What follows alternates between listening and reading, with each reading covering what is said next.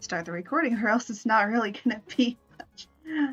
Hello everyone and welcome to the first of Art Streams. Yes, we are finally back, everybody. I'm so happy. I'm very happy to be back. I'm so happy. I'm so happy to be back and streaming again. So for today because it is the month of June, it is LGBTQ plus month, and yes, we are LGBTQ plus stans here. We do have our own things. Anyways, today I'm going to be making magical girl wands. So every day for the entire, or well, not every day, but for the most part, for the entirety of the month of June, every time that I stream, I will be trying to make a low poly model that is a magical girl wand that is based on the different LGBTQ plus IA and so forth and so on. I have a few lined up, so today we are going to be doing bisexuality. Eventually, later on, we'll be also doing, transgender, and we will be doing non-binary, and we will be doing asexual as well, and aromantic, and all of that sort of stuff. So we're going to be doing also some of the odder ones that aren't really, shown during Pride Month, and that's what I'm going to be doing, is mostly doing wands for people that there aren't really wands for. So today we're going to be doing bisexuality. I quickly looked up some references, so I have some idea, and of course, I do know the bi flag. What do you think these colors back here are for?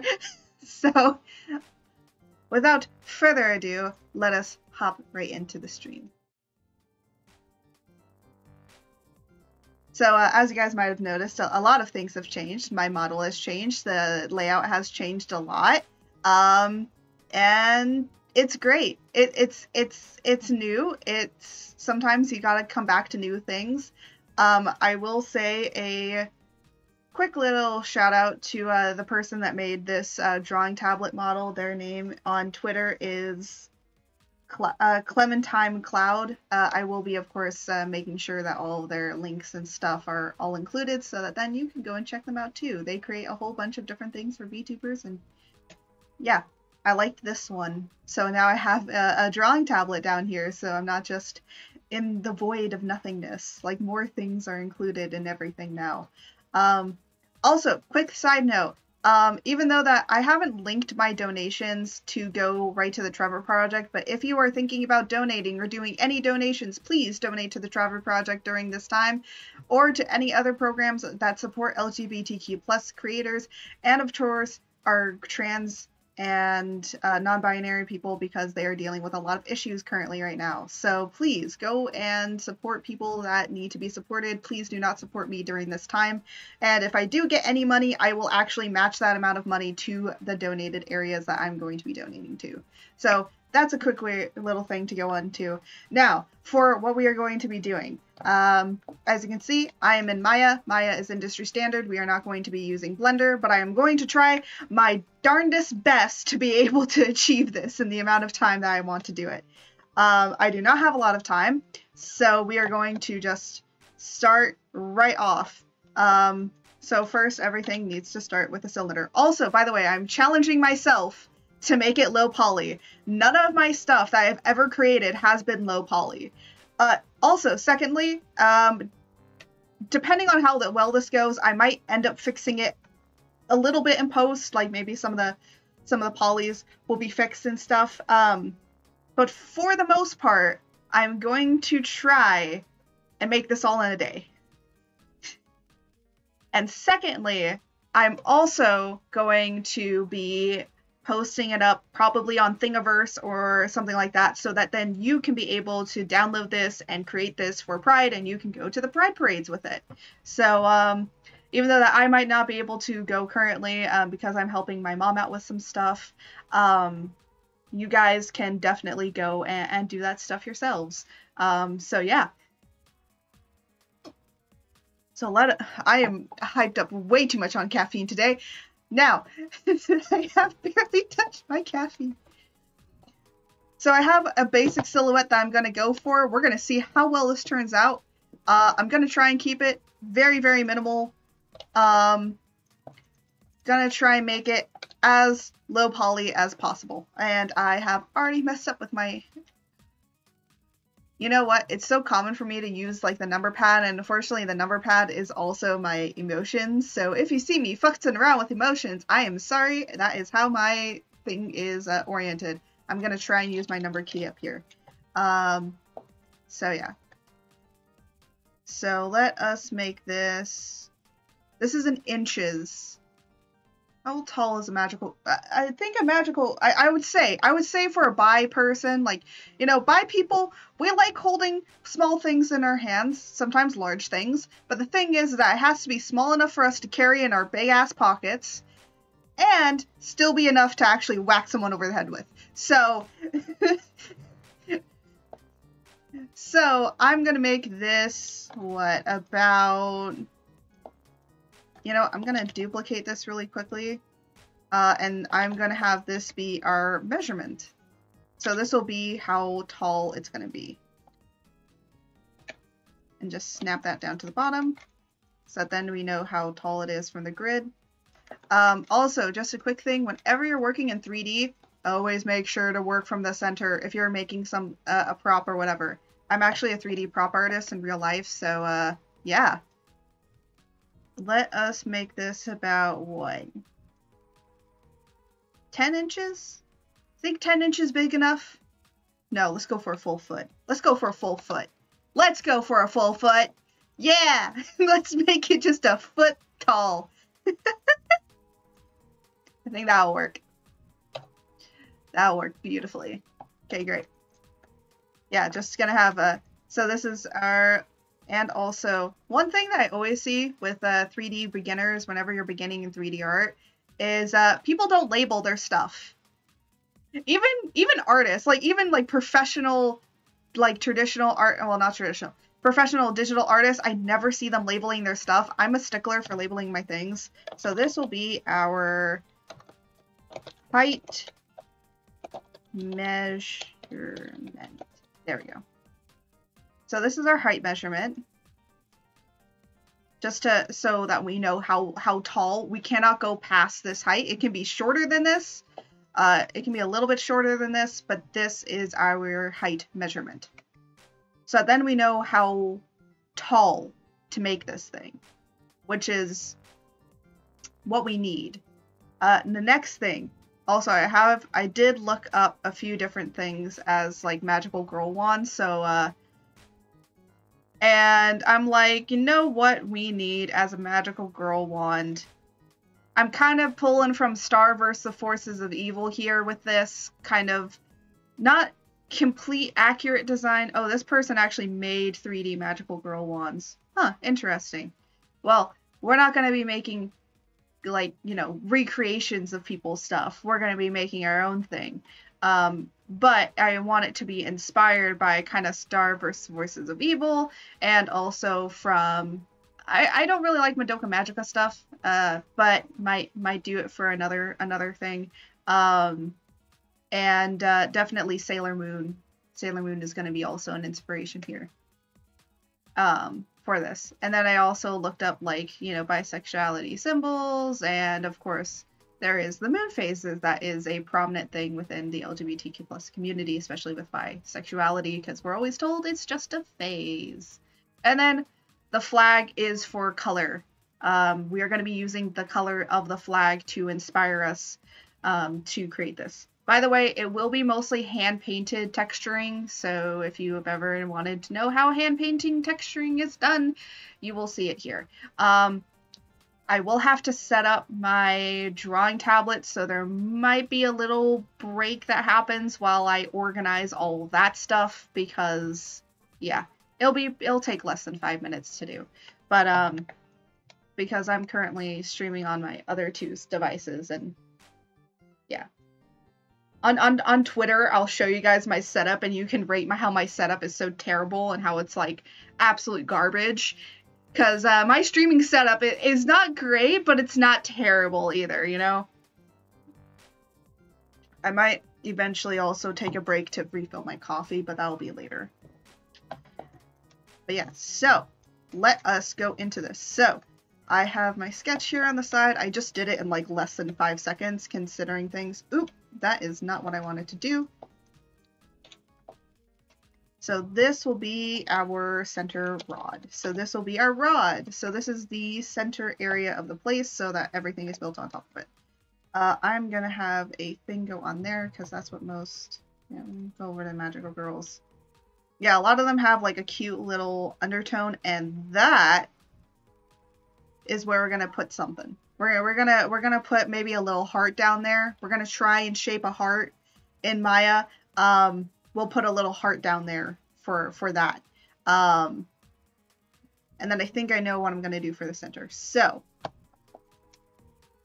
the next thing that we're gonna do is we're going to get a sphere.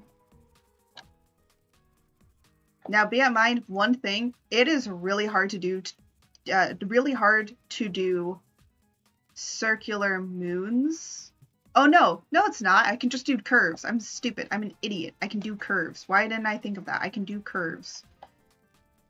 And this, because we're going for low poly, everything is going to be like 12. Not 12 years. Not 12 years. Not 12 years. It's going to be like 12 subdivisions. Because 12 subdivisions is probably the lowest that you should go. If you go any more than that, you're like... Yeah. Oh, stop, Asus. I don't care. Shut up. Okay. So... Oh no, what am I doing? What am I doing? I can do a cylinder. Work harder, not smart. Work smarter, not harder. There we go. So let's turn this down. And we're gonna... Oh my gosh, I forget. We're gonna press... Oh no. Oh my gosh. We're going to press J. I don't know why, but in Maya, in order to lock things so that you twist them correctly, you have to press J. J. So if you ever wanted to wonder why, what it is for it's J. J is your man. Okay, there we go. And then, you know what the great thing is in Maya is that there's a mirror tool, so whatever we do to one side is going to be done to the other eventually, so I don't have to worry too much about how this is being positioned or anything. The other thing that I do want to do, or do want to make sure of, is that this is going to have a circular part that comes out. So actually, I did need that circle. Come here. And this, I'm going to try and somewhat snap to the center. Oh, you know what I haven't been working with is this. Try and get it as central as possible. There we go. That's about as center as I can get. There we go. So you turn this on in order to... I'm fucking with my stuff. So in order to... you might be like, how can you see all these vertices and stuff? So this is to make sure that I'm keeping it in low poly. So right now it's only about like 400 tries, but I'm like, you know, you gotta discount this number. And the other thing is that I might even go back and delete some of these tries. But yeah, I'm not going to bring it into ZBrush and do like cool shit with that. I'm going to leave ZBrush out of this actually. I know a lot of people would use ZBrush, but I'm actually not going to use ZBrush. I'm going to challenge myself not to use ZBrush to make this low poly model. And I'm already fucking myself. Okay, there we go.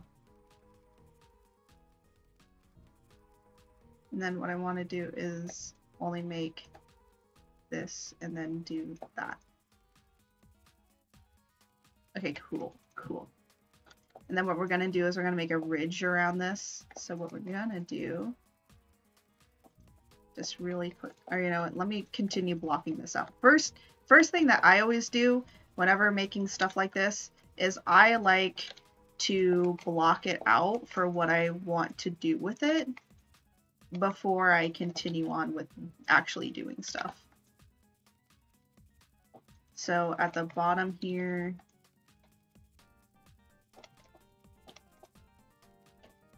I'm gonna just snap it to there.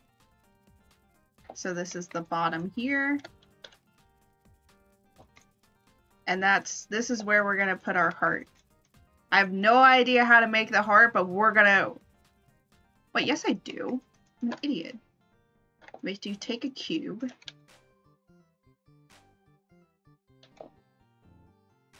Just snap it there. Oh, I did a wrong thing. Hold on.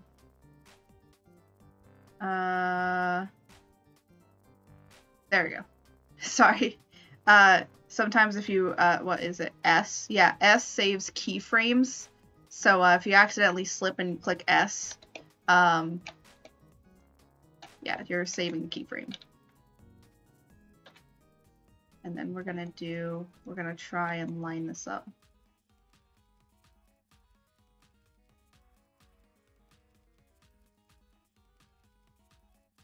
Doop, there we go. Okay.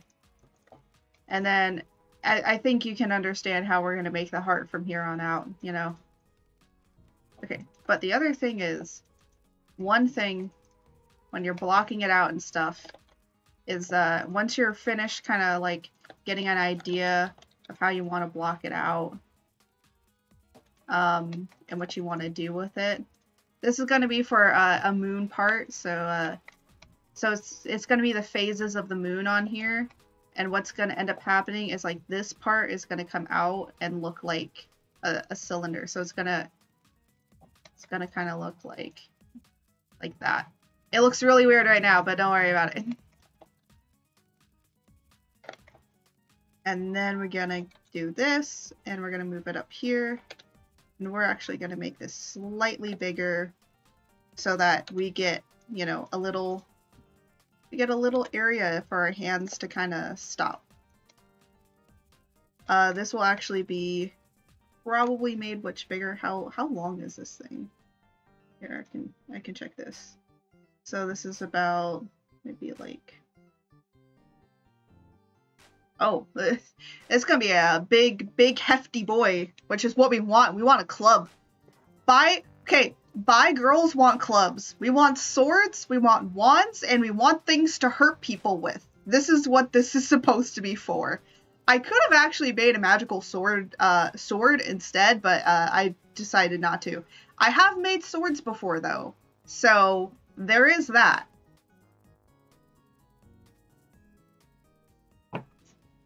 But yeah, I don't want to do that right now. So we got that done.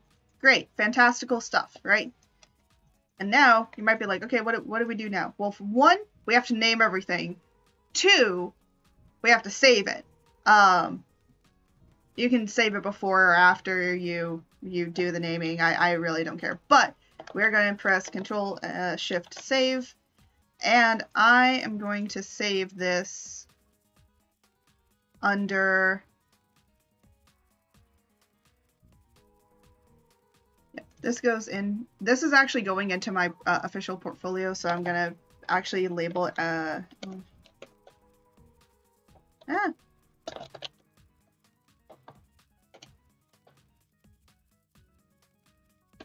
Great.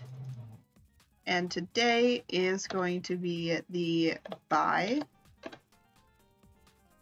Name everything. Name your folders. Organize your shit. Just always organize it. I know it's like this is taking a long ass process, but the thing is that if you organize it beforehand and you have everything organized, when you go into professional work setting, like this is something that is professional grade.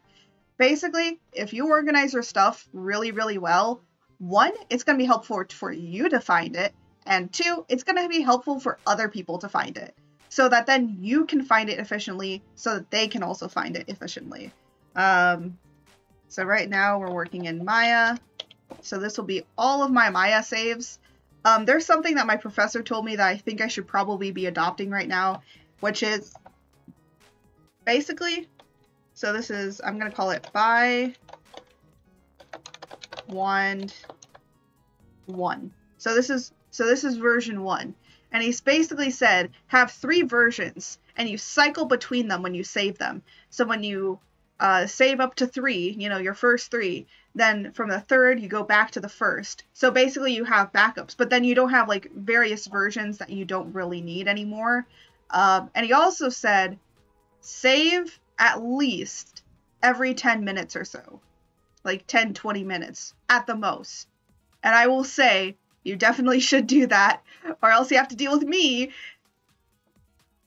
and doesn't save her shit. So, there is an autosave that you can put into Maya, but I personally like this one because you have more control over how you save it. So we're going to save this. It's all saved now. It's all great. It's in its area. When we save it again, it'll pop up into that window, and then we can just do whatever we need to do with it. So that's really great. It's fantastic. It works especially great. But yeah, you know, I might actually be posting. Yeah. So further on, that we travel through this, as we travel through this era of stuff. The next thing we're gonna do is, so we have our rod named. We gotta name this one. What? Top. Top holder or something. Then we're gonna name this moon.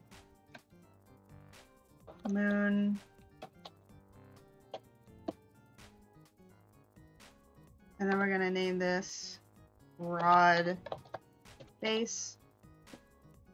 And we're gonna name this one heart. It's the heart at the bottom.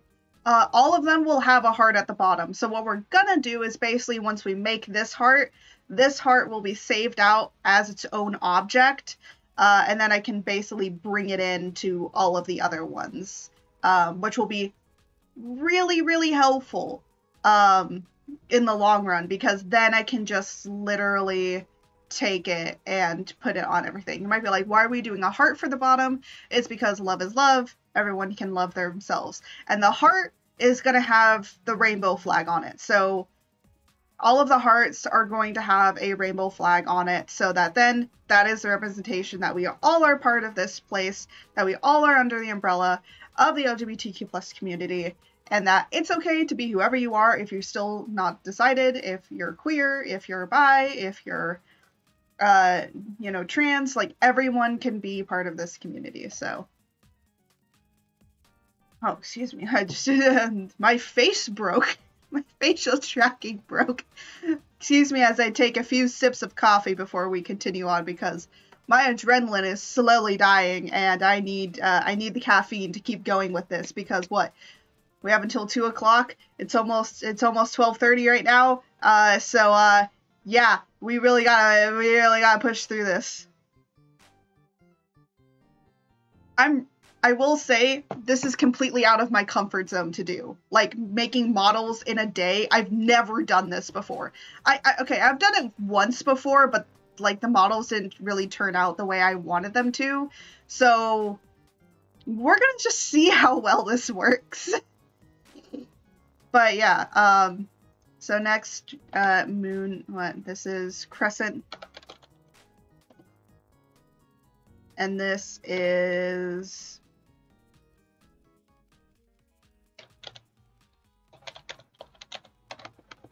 Crystal. Crystal. Oh my gosh, I can't spell. No one can spell in this day and age. We all are hyped up so much. No one can spell. Well, then again, I am a Telvan. I don't know English much. I'm still learning. English, not my forte. But, you know, you work through it. Work through your difficulties, so that's great.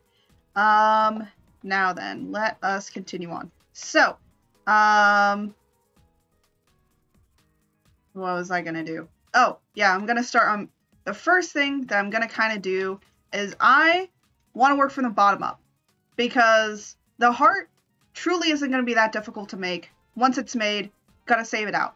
The second thing is this little base, you know, give it some slight detail, done, move it out.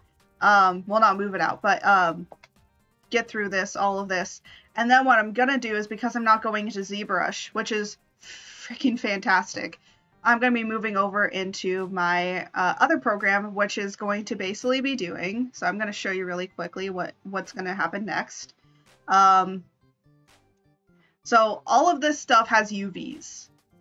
Now, because we're going to be somewhat modeling not with the base shapes, so I still want to make it somewhat cubular and keep it to its like more base stylistic format. But when we export it out and do all of that stuff, like it's going to mess up with these UVs. So we basically have to go into another program, or you can do it in this program where we fix the UVs.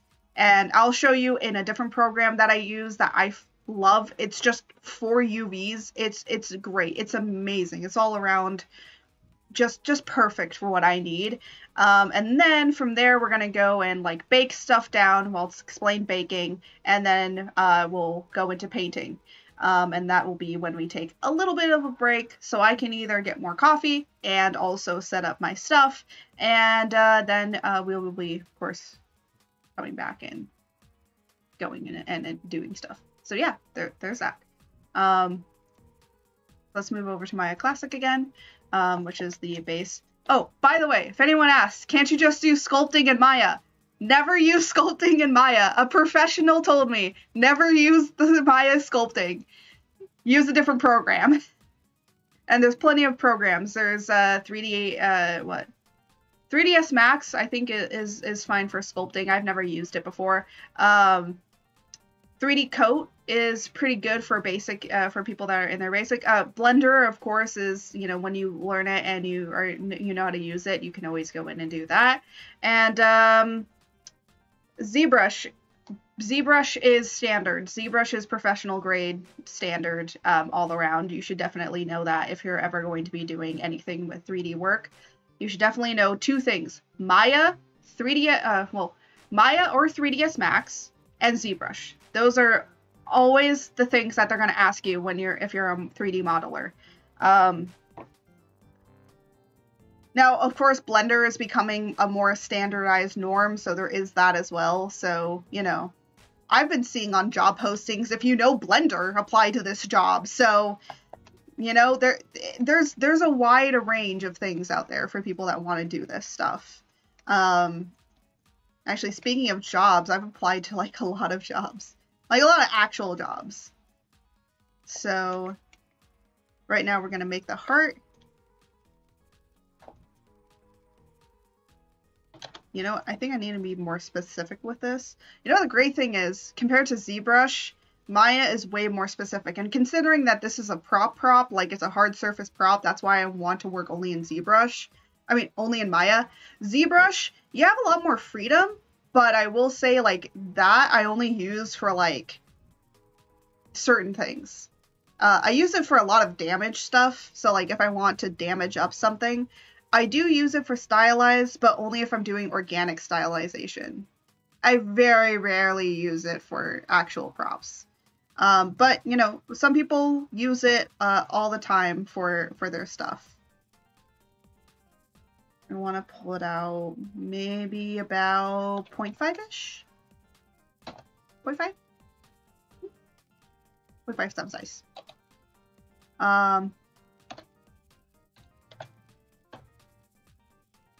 Okay. Yeah, that works. So you might be like, what am I using right now? This is an extrude. This is extrude, so it extrudes out, and then you can be very, very precise with what extrusion that you want. So I want it to be 0.5, and then it pulls it out exactly 0.5, so that both of these are now 0.5. And there you go. You can already see that it's a heart. It's definitely a heart.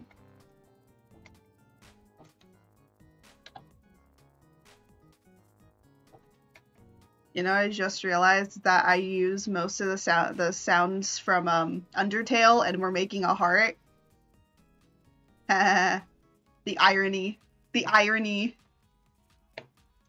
The extreme irony of that. So now what we're going to do is we're also going to do, okay, does this go all the way around? Yes, it does. And we are going to make a few. You know, we're going to make that many. And you might be like, what am I doing here? I am basically making it so that it has a kind of like gem-like quality to it. So we're gonna extrude this inward. And then when I take off this, I think it's too fat. It's a little too fat. There we go. There. Ta-da! Now I will say when you're 3D printing this out, it's probably going to be best to lay it on its back to print this out because of the reason of this. But for painting and 3D wise, we are not going to worry about that. But if you do want to 3D print this out, I will be laying it down for you guys so that then it'll be easier. You don't have to lay it down or anything like that. You can just print it out and it should be pretty much fine. I do know that this part here is probably going to be a little difficult for some people, so I will be making it so that people can be able, that everyone can print this out. Because Z, my boyfriend, well, actually not my boyfriend anymore, but Z has gotten into 3D printing and stuff. He loves it. He loves it to like death. My mod also 3D prints stuff too, and they both love it. They're like two peas in a pod with that. But they've been complaining about how certain things are, so I'm gonna try and make it so that this has a less likelihood chance to fail or break when you're taking off the stuff. So, you know, now I'm a 3D artist that also has to deal with that, and having that knowledge and understanding, I think, is also just probably a huge benefit. It's a cheeky benefit, but hey, it's a benefit. Anyways, before I move on from doing this, or like finishing this up, I actually kind of want to leave it as that, like that.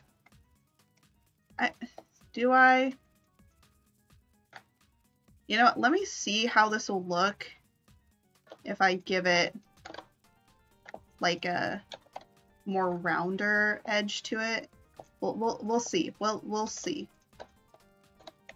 Oh, I cannot use the smooth tool because it is way too small.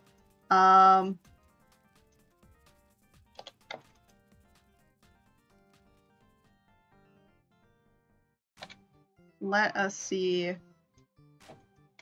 if that looks better. I mean, you can definitely tell it's a heart, but you can also tell it's like a spade. I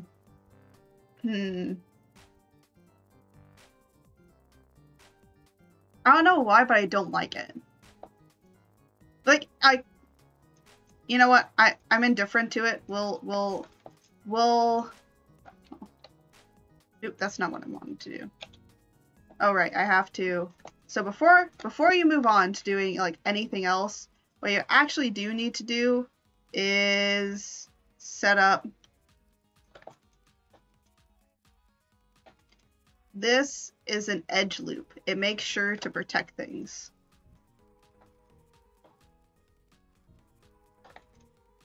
Oh, well, that's not gonna work. So this just like protects edges from becoming too terrible. So we're gonna do one here. We're gonna do one here. We're gonna do one here. We're gonna do one here. We have to do one here and here, and here and here, and I think that's it. And then in order to check it, we press 3. Ooh. Let's see how it looks. Okay, you know what? I hate it. I hate it. I hate it. I hate it with the fiber of my being. So what we're going to do is we're going to basically undo this. The great thing is that you can undo a heck of a lot.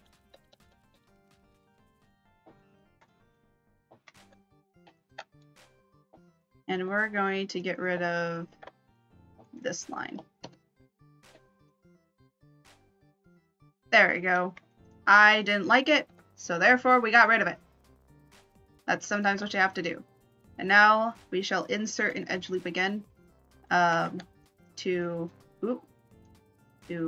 here and here and here and here, here.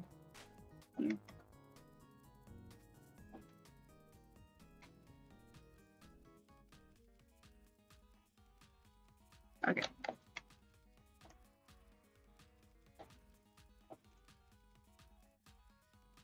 Perfect. And now we get to turn this back on just to see this in the full glory of it. And we are going to actually make... These two are going to be ending up combining together.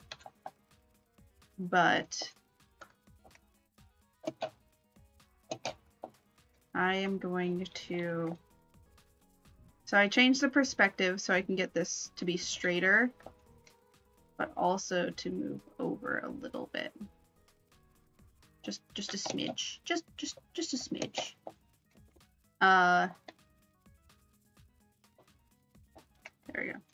And so this will be the base of that, and then this will connect into each other. So these two are going to be ending up being combined together eventually, and then of course I'm gonna combine it all together. And what are we at here? Let me check this entire thing. So right now we are under 1,000 tries. That's good. We want to be under 1,000. I want to even get it down to less than that, or hopefully keep relatively under, like at least relatively under like 2,000 tries. I don't want it to be up to 100. I need it to be less. I need it to be way less, because most of my stuff ended up being like 90,000 to almost 100,000 tries, and I do not want that. That is not low poly. So far it's being pretty low poly right now, which is really great. Oh, one thing I want to do though before I move on is just look at these vertices and do that. Just to give some more shape to it. So I will say, from every point of view for right now, it has a nice shape to it, and that means like the silhouette of it is pretty nice. And that's definitely one thing when you're dealing with stylized stuff, is that you have to have it have a distinct shape. And I think so far we're going pretty well with the shape. So for this, what I'm going to do is I'm going to take this, I'm going to get the face. Yeah, I'm going to get the face. And I'm going to delete the top faces. You're not going to see them. You don't need to see them.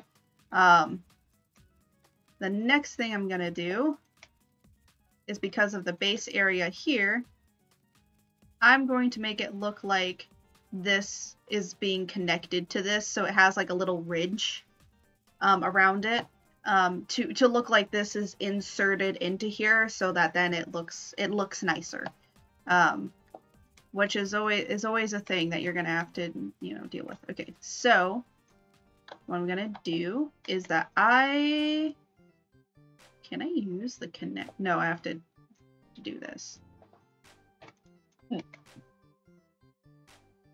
Then connect. And I need slide. And then I slide it to about there. Yeah, that'll work. And then the cool thing is that now I can delete more tries. I can delete these faces. I don't need them anymore.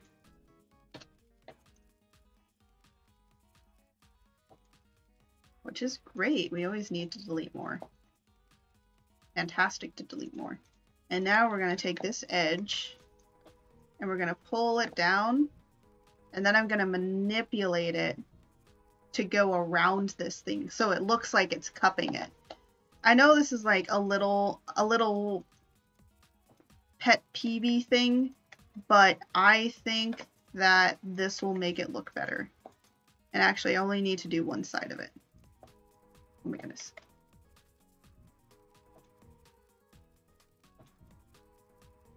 I will say I wish I could lock like certain things, but I can't because that's how things work. This edge is probably going to need to come out a little bit more. So,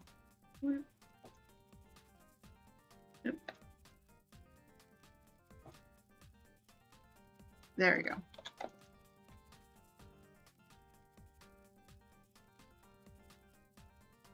And then this, I'm going to make it connect. I'm hoping also that this will help so that people don't end up like breaking this at all. So like, you know, when you're taking the supports off or anything like that, then it actually doesn't end up breaking very terribly. That would be awful. I know some people that would really hate that if it just broke. And it's like I'd spent hours printing and then for it all to break. So that's what this is mostly here for, is to prevent that. So that you guys don't have to deal with it breaking when you 3D print it out. And right now I'm just going to, right now I'm going to mirror this and then just put it in, like, you know. So how do you mirror stuff? So first off, this is going to be in the positive X direction, right? No, positive Z. So this will be towards you. I don't care which area it's gonna be like facing you. So this is the positive Z direction. So you go up here to mesh. You go to mirror options. Option is the little square. Oh, you guys cannot see my mouse. Huh. Interesting. I don't know why it's not showing my mouse on stream, but that's funny. So you go up here, you go over to mirror, and you click the box. And then once you got this up, it'll tell you what you want to mirror it to. Do you want to merge vertices? Yes, you always want to merge vertices. Sometimes you don't. Sometimes if you want them to be two separate objects or be separated from each other, then you don't. We're going to say it's going to be in the Z and it's going to be in the positive direction. And it's going to be to world geometry. Sometimes you can do it to object geometry if it's not centered to the world, but because it's centered to the world, we can choose world. And then you just click apply. Oh, wait, what? Okay, and then sometimes it does this. So I'm guessing combine with original.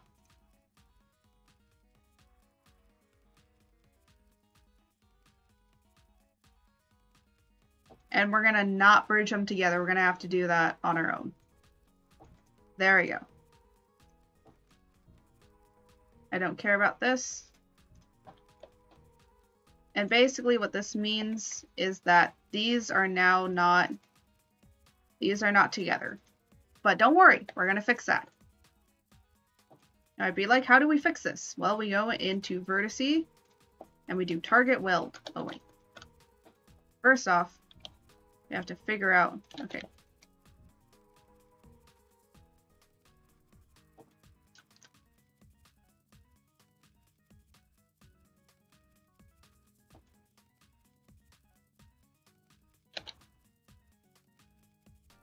I'm trying to figure out how to do this. It's been a while. We're gonna just do that. Oh. Why was this not working earlier? This is really weird that I just decided not to do the way that it wanted to do it. There we go. So we're gonna target weld this.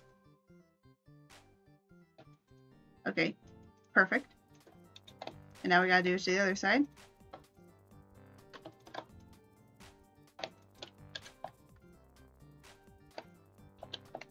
And hope that we didn't pick.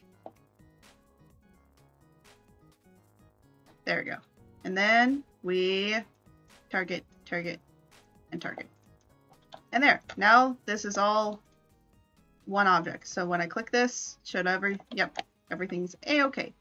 Sometimes some things works and sometimes some things don't. Just like go with the flow of things. If it don't work, then either look it up and figure it out, or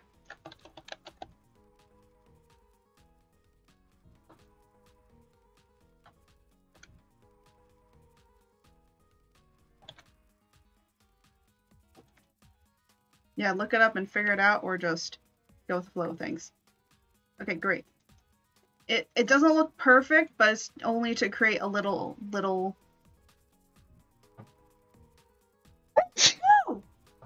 Oh my goodness! That was the biggest sneeze I've ever done. Oh, I hope no one starts memeing my sneeze. Oh, VTuber makes giant sneeze on stream. VTubers with the biggest sneezes on stream. That'd be hilarious. Anyways, so next, what we are actually going to do is we are going to do this. Yeah, we're going to kind of slightly bevel this edge. And these two objects are going to go into each other. So basically, the entirety of the center rod is going to be one object. Oh my gosh.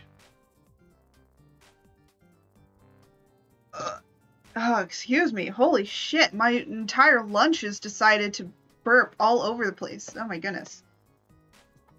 Well, hey. That's how you know that was good food. It's not bad manners, it's just good food. That's what my mother says. As you can see, I was raised in a very interesting household. Well, then again, you know, my parents were from two different areas, two different variations of culture and people and identities, and so yeah, I was always raised in a very mixed household. Doop. Gotta make sure that none of that is picked. And we are going to say connect. And then we're gonna see how big this needs to be. Slide it.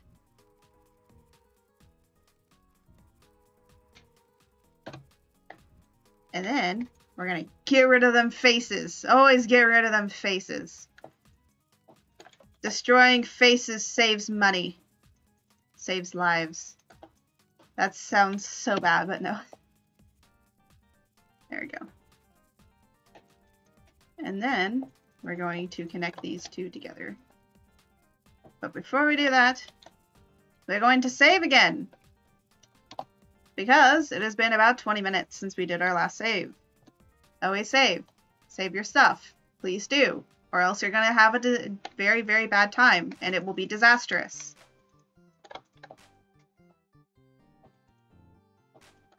Oh wait, I forgot to combine these. So we're going to combine, and then delete the history.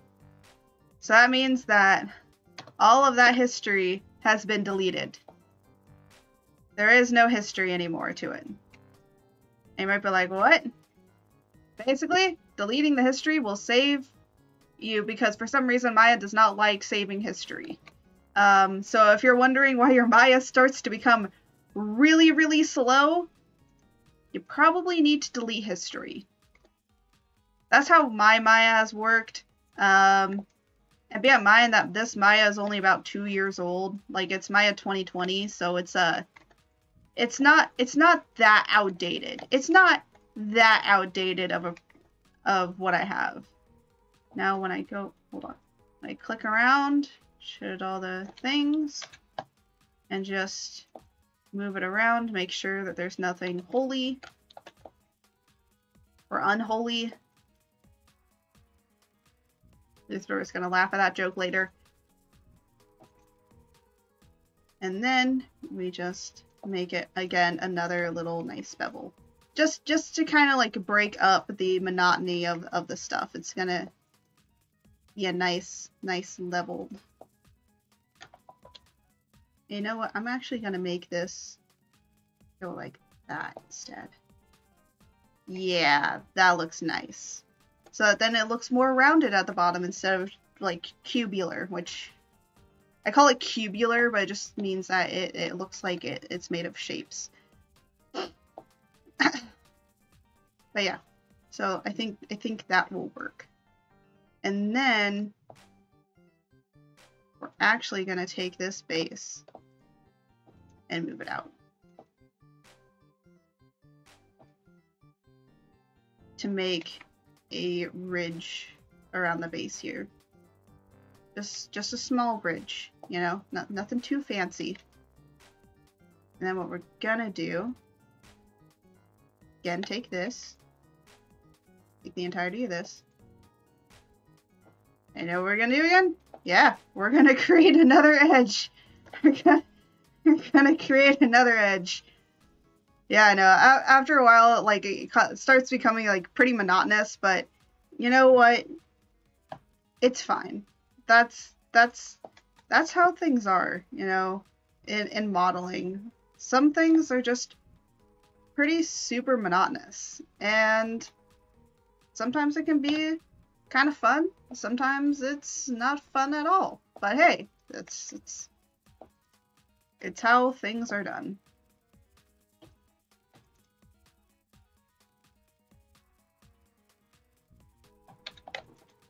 And then I'm gonna make sure I didn't click on anything else. Alright, great. Only the top here is selected. Good.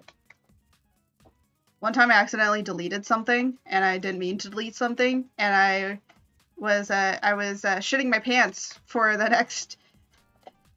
I was like, oh no, I deleted something that shouldn't have been deleted, and now I have to deal with the consequences of those actions.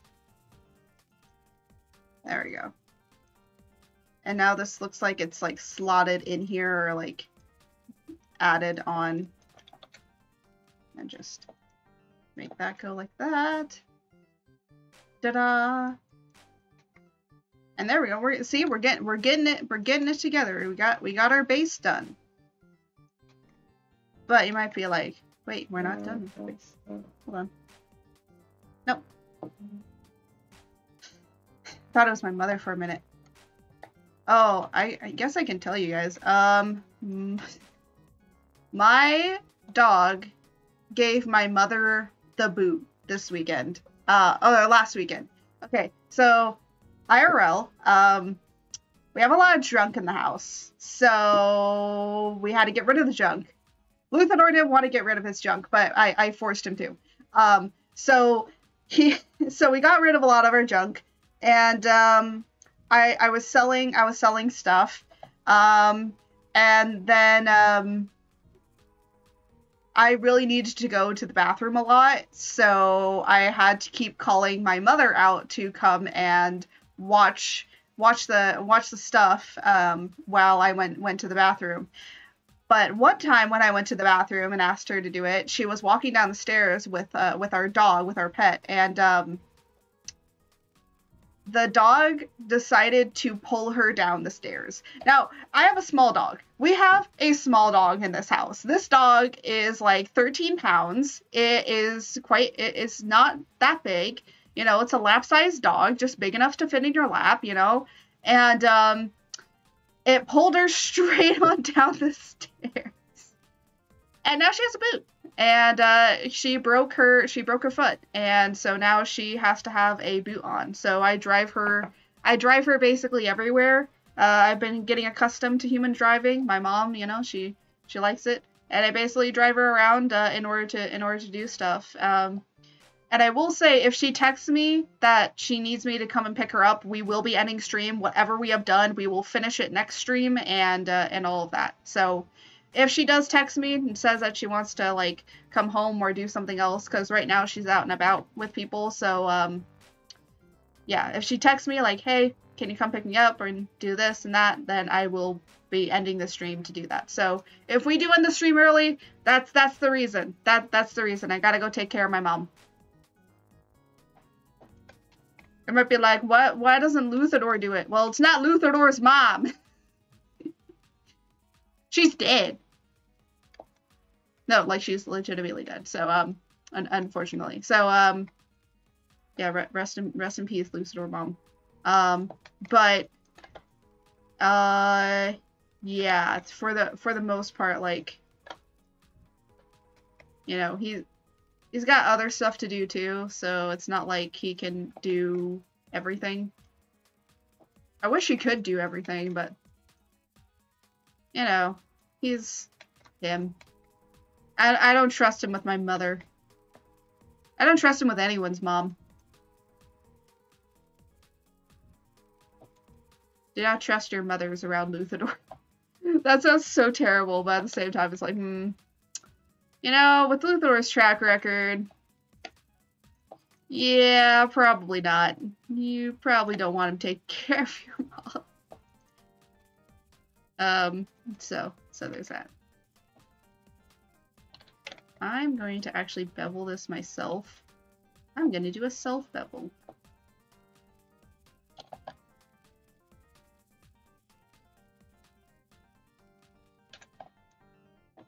There you go.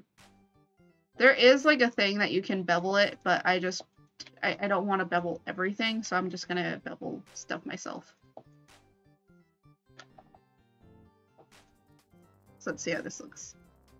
Looks nice. Looks nice. And this. Ooh.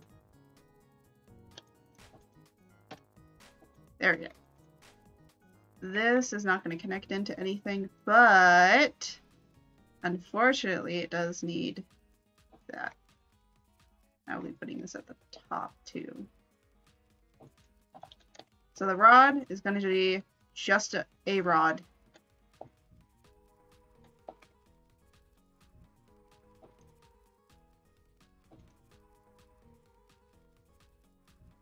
Not going to have any other special qualifications to it. It's just a rod. There you go. And the reason being is because it basically feeds into everything else, and that is there to protect it. So when I do this, it basically is to protect the edges. So if you ever wondered why I'm doing all this, like, inserting edge loops, it's to protect edges so that nothing gets weird. Oh my gosh. Lots of burps today. And no, I cannot burp on command. It comes when it comes. Man, we are 1 hour into this. But don't worry, we're finally near the top, so that's good. That's great. We're at the top. So what do I want to do with this? You know what? I'm gonna look at my references again.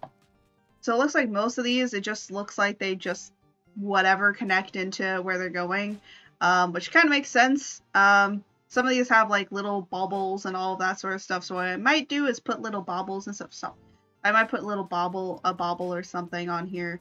But for the most part, I'm mostly trying to make the top. No, stop. I'm trying to make the top more of the impressive thing. Yeah, I don't think I can do this. that would take way too long. So we're gonna go for more of a simplistic design with it. Now I know, like, a lot of them, it's like, well, first off, we don't have the time. We do not have the time. It's 1 o'clock right now. I have literally another. Well, you know what? It will take however long it takes to finish this. Hopefully, I can get it done in a day. So we are finally at the top. So for the top, you might be like, what are we gonna do for this? Well, first off, you know what?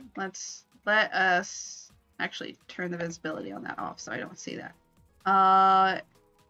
So for this, we're gonna kind of do something like we did down here, but the reversal of it. So what I can do is just do that, and then just rotate it 180. I need 180. There we go. And then just move this up to the top area and make it huge, somewhat huge.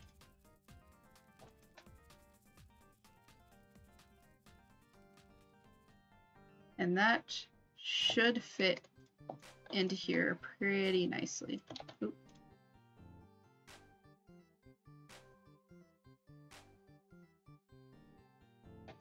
And then we just have to make sure that this is like basically almost dead on in the center. There we go. I'm gonna delete that because we don't need it. And there we go. So that is the entirety of the rod done.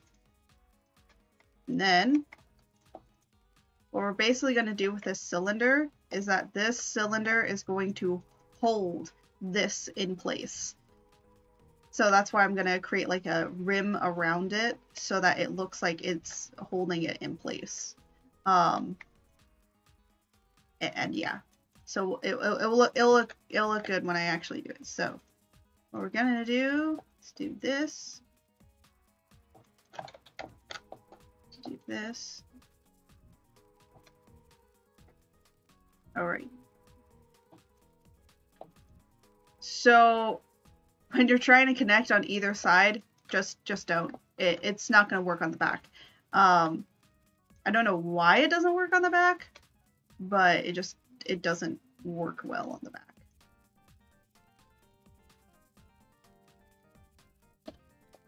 Okay.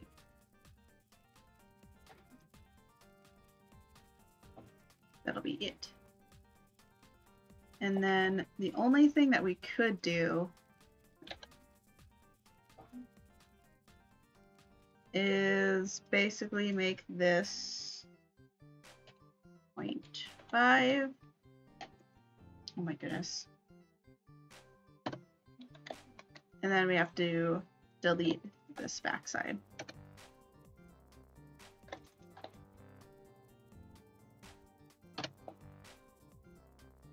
You might be like, why are we deleting the back? Well, it is because we are going to need that for something else. It's because we're going to basically mirror whatever we do here onto the other side. So then it'll be easier for us in the long run to be able to do this. And then we do this.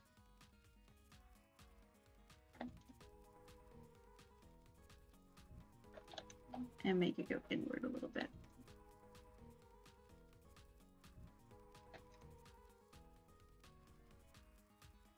So then it'll rim out like that.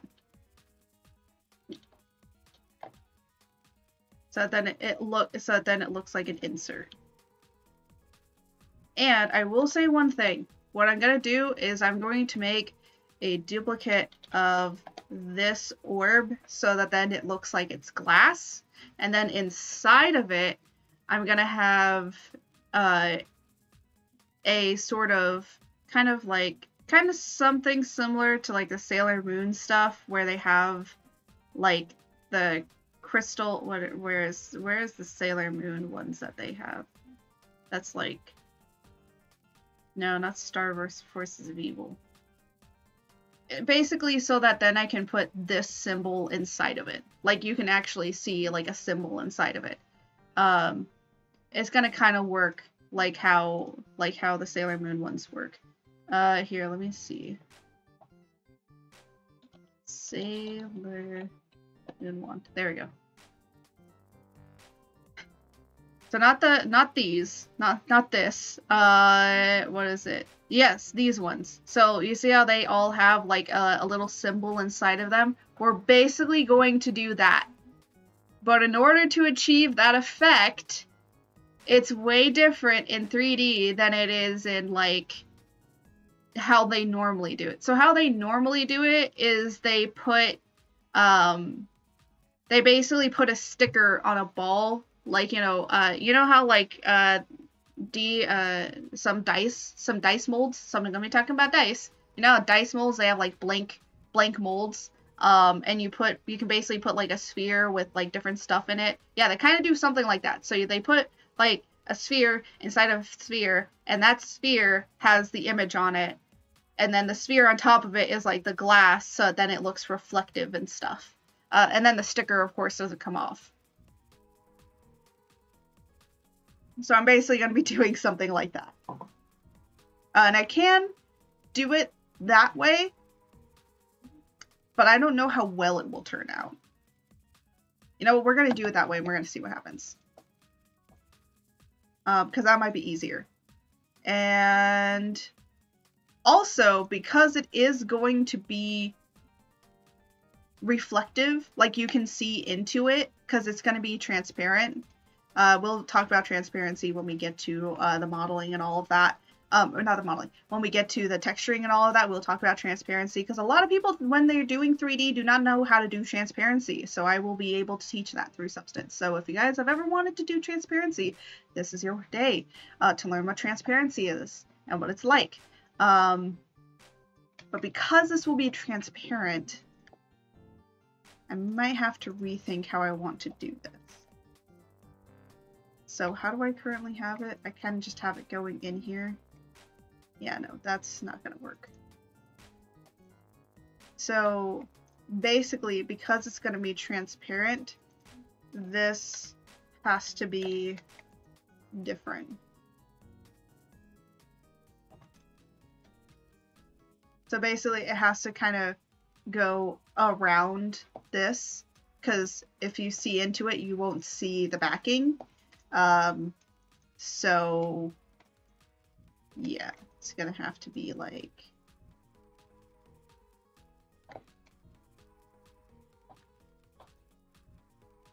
this. Then you move it outward,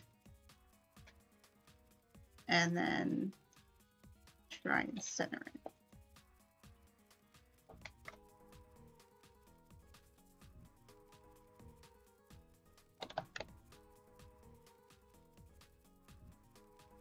This is so that it just looks like it's actually being held in somewhat. Of course, we're gonna have to move stuff around, but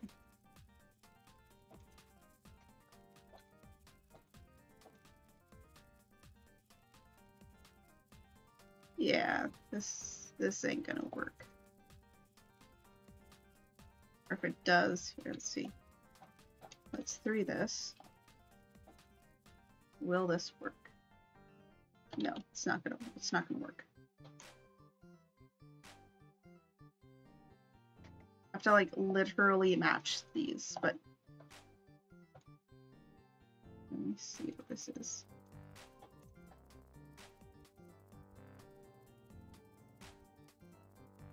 Twelve, 13, 11, 8 would be the only one that I could bring down to.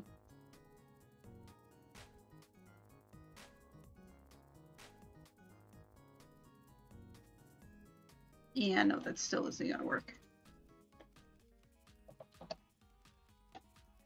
I'm trying to like figure out a way of how to do this without having to insert more more of this stuff. So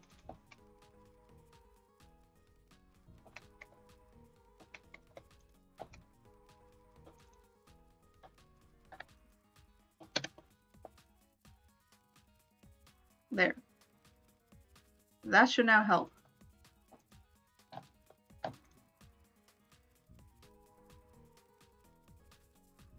No, it's not gonna help. Ah, I hate this! I actually do hate this. It's like, it's the fucking worst. This is the worst. The worst thing is dealing with spheres. Spheres are the fucking worst. They're the bane of every creator's existence.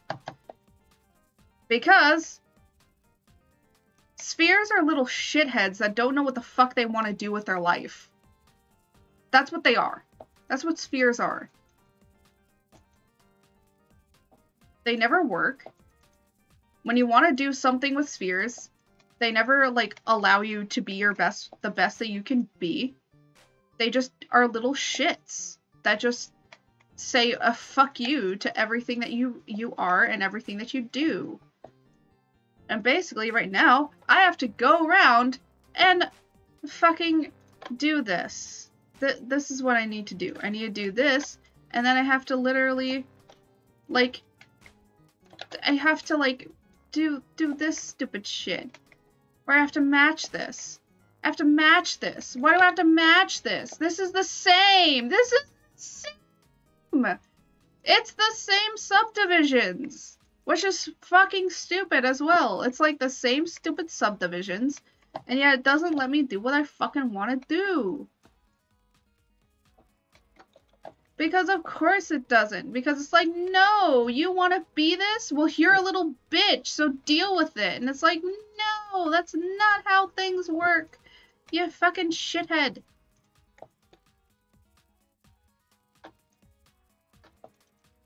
It's like, it doesn't know what it wants to do with its life. It really doesn't. Shut up. It hasn't decided what it wants to do in life. And so it decides to pain everybody with its stuff. It decides to pain everybody with what it wants to do.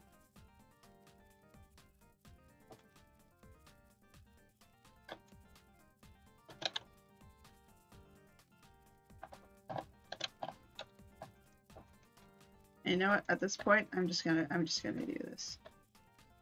Taking the lazy way out. Well, it's not extremely lazy.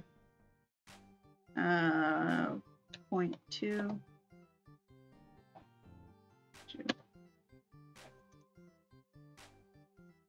There we go.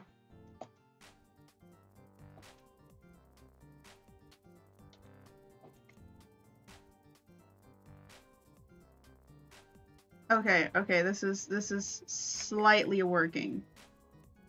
I say slightly working.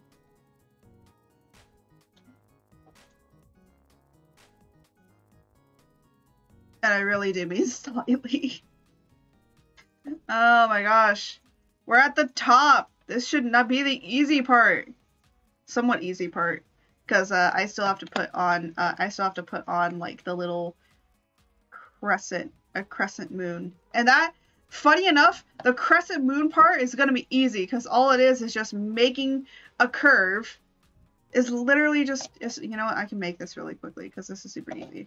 So basically what I do is I go up here, I do file create, I do a create curve tool, and then literally just create a curve.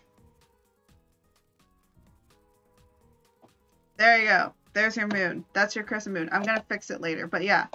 So there's your crescent moon, everybody. Hooray. Hooray, hata, da-da-da. I'm so done. I'm so pissed that this isn't working. But sometimes things work, and sometimes things don't work, and you gotta just deal with it. So that's what we're gonna do, we're gonna deal with it. So we're gonna do...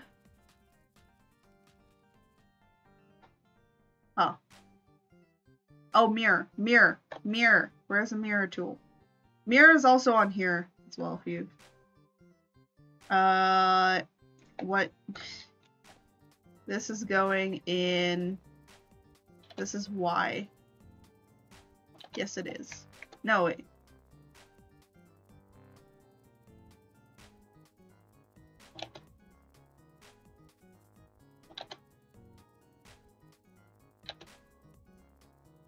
Okay, this is going in the X direction. Okay, so shift there, and then we're gonna do, this is a negative, I think. Yes, it is! Hooray, I figured it out. Now we're gonna, like, close this because I want to see what this is doing exactly. Okay.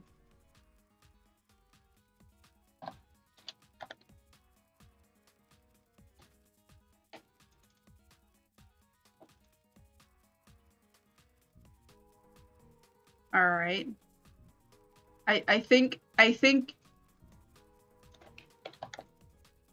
how well is this working?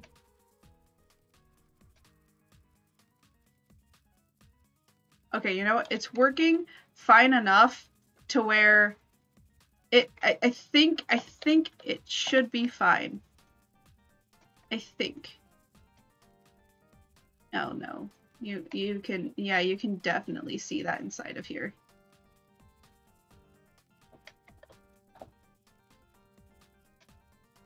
How much can you see? Oh, I see. So I have to do all of it. Yeah.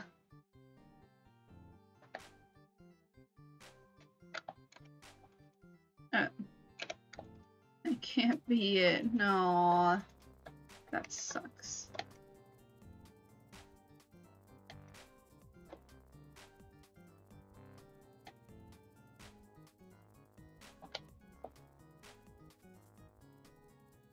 Actually, I think I only need to do these two.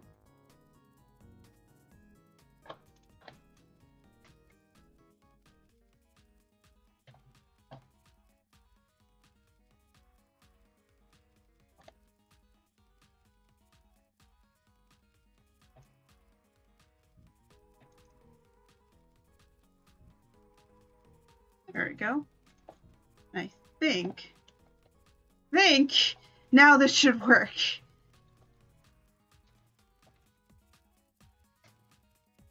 Oh, god damn it. What is this doing?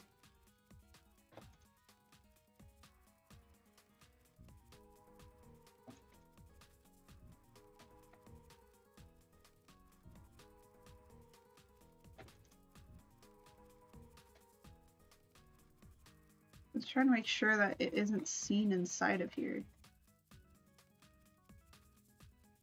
And I'd be like, why do you even care if it's seen inside? There's a reason. Because if you can see it inside, that means that it's going to reflect really weirdly. It's going to have issues. And I might be like, oh, but you're making a 3D print. Now, if it's a 3D print, then yeah, it's not gonna matter. You know what? Because it's gonna be a 3D print, I'm not gonna care about it. You know what? Fuck it. Fuck it. I don't care.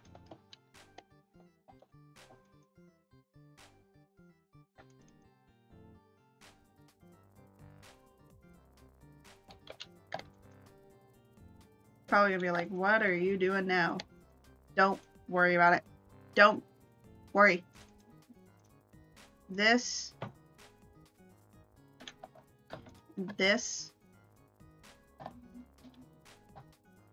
needs to be combined.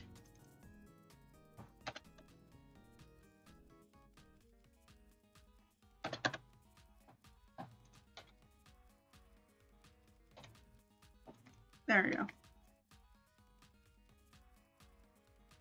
This is for reflective purposes, but also because the inside is going to be painted differently. So yeah, now that's that done. And now we're going to deal with this stuff. So this is the crescent, but this is actually going to be the crescent. It might be like, so I started from here and went down. Okay, so how are we going to do this? How are we going to do the crescent? Oh, also, by the way, before I actually forget, I am going to actually do, wait, what?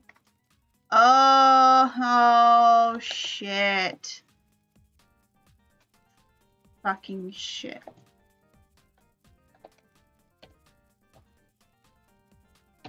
Actually, just do this. I forgot that this was set to that. Hooray! Now this should be connected.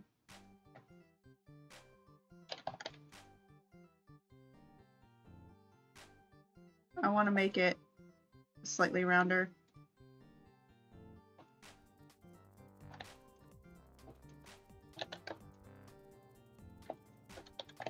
And there, that's it. That's all I want to do. Make it slightly rounder. And now we get to put on the little itty bitty flourishes. And I will say, you know what I might do here at the bottom, or even here, is, let me look at some of these. Yeah, they have a lot of interest. There's a lot of different and interesting designs when it comes to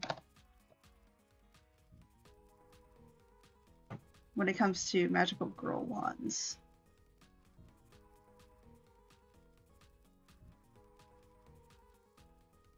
I mean, Star Wars. No, there is one thing. Sometimes you cannot translate 3D completely into 2D design. Or 2D into 3D designs. Now, some of this stuff is very, very like, well, some of this stuff I've never done before, so that's why it's like a little confusing of how I'm going to be doing it. But yeah, we're gonna see what we can do. You know what I'm gonna do though? I don't know why, but I kind of want to put this at the top as like a little crown. But like bigger. Like a bigger crown. Just have it go in like that. And then we're gonna orient this so that it's straight. It's probably the only straight thing that we're gonna see in this.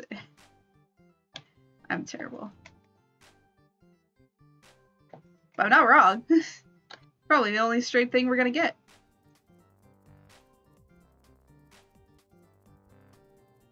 Oh, hello! We're currently making magical girl wands. And I just decided to put, instead of a crown on, a heart. Look, it's so adorable. We're doing the bisexual wand. So I'm going to be making a crescent moon. It's a very terrible crescent moon over here. I will say, though, that the size of it is 12 inches. I thought that 10 would be too small. Oh no, Luthador is rubbing off on me too much. But hello, hello, my demon lord friend. Yeah, we're making a whole entire series of this, and I have plenty of references. I'm looking at plenty of references. Yeah. But it's been a trip. I've gotten this all of this done in like less than an hour, and I'm just finishing this up right now, and then we're moving on. I'm trying to make this done all in a day. May I ask a question? Yes, you can ask a question. Go ahead, ask any questions that you want. This is an open question area. What are your pronouns? Oh, thank you.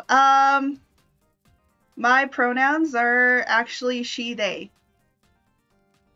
We actually, in Telvan language, we do have gender-neutral terms most of the time. It's Elle and Ellen. Like Ellen, like Ellen DeGeneres. Yeah, thanks. Luthador's is he, him. He's like strictly masculine. But that doesn't mean that he doesn't get down with the he's, she's, and theys, so.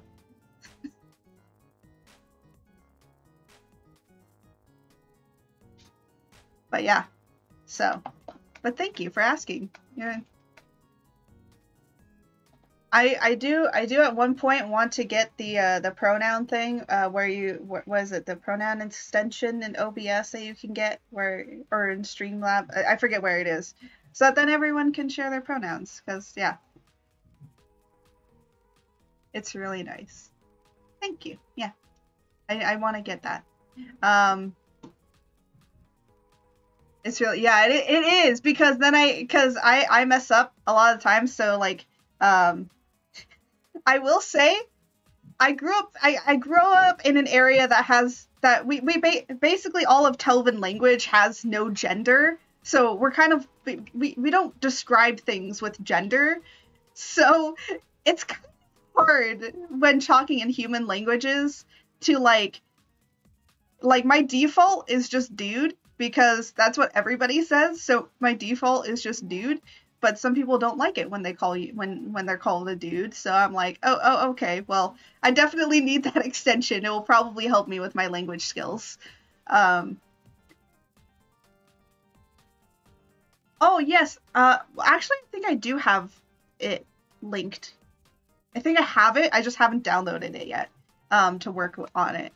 But yeah, I need to get that set up, and I have plenty of video tutorials to set it up, because I'm an artist. I'm not literate in extensions and stuff.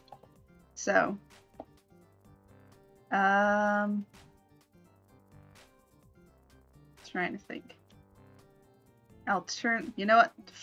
This needs to be 45 degrees. It needs to be at a 45-degree angle. There we go. Okay. So we are almost done. I cannot believe I have done all of this work in an hour. And I've kept it relatively low poly. This is like only gonna probably end up being like 3,000 tries, which is probably the smallest thing I've ever made. I rarely make things this small. But if you want to see out my other projects that I've done, you can go and check out my Instagram. I have plenty of stuff up there for 3D work if you want to check it out. But for right now, this is all that stuff. Oh! Thank you for the follow, Demon Lord. You're actually the, I think they're the first ever other VTuber that's actually followed me. I don't have many followers of VTubers, unfortunately, which is kind of sad. But you know what? I haven't been on Twitter much. I finally actually got the Twitter set up. Luthador has overtaken that Twitter. He's made it into his own Twitter account. And I tell him, Luthador, make your own if you want one. He's like, no, but it's our channel, so I have to use yours. And it's like, okay, fine. Well, let's at least set up a scheme so that then people know who's who. And it's like, fine. I'm like, yes, that's how it's gonna be. So, but yeah, thank you for the follow. Oh my goodness, what am I doing? You know, after a while, you question what you're doing. The coffee starts to get to you after a while, and then you just go, what do I do anymore with my life? I think 20 should be fine. There we go. Taper. I'm gonna have to hand taper this. Yeah, like... Unless I divide this in half. So if this is supposed to be divisions of 4, I'm trying to think. You know, we're gonna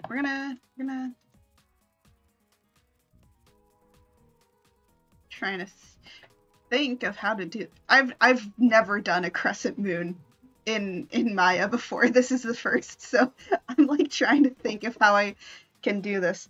I will say this is so much of a challenge. I've been challenged to do so much. I don't know why I've decided to do this, but this is probably the biggest challenge that I'm ever going to give myself. Ever. You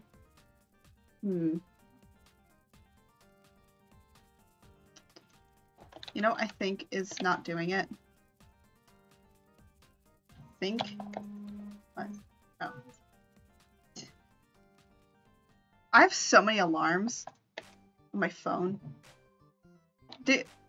Question it, like, everybody, like, how many alarms do you have on your phone in order to actually get around through your day? Because I have way too many alarms.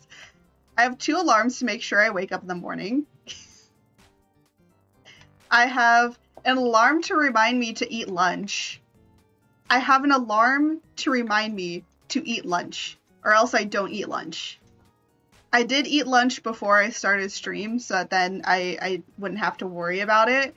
But at the same time, I even have an alarm to get back to doing work or to do things later on during the day of if I have anything to do.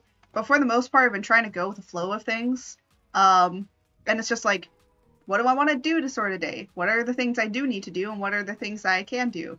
And so I have like a slight list of things, and then I go and I do that stuff if I need to.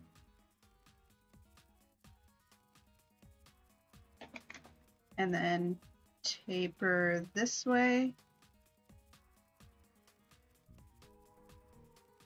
I want to taper it, but not too much. Okay, that should be fine. And then what I'll do, I'll cut it off at right about this point and then mirror it. But what I want to do first is make sure that this crescent shape is really good here at the bottom. And the way to do that is through this way. Ooh. I have to click on here.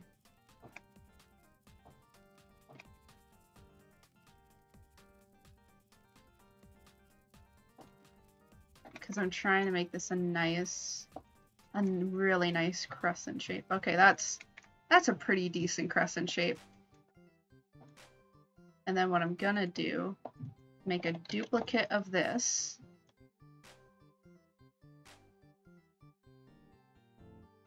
Oh, that's the heart at the top. Make a duplicate of this.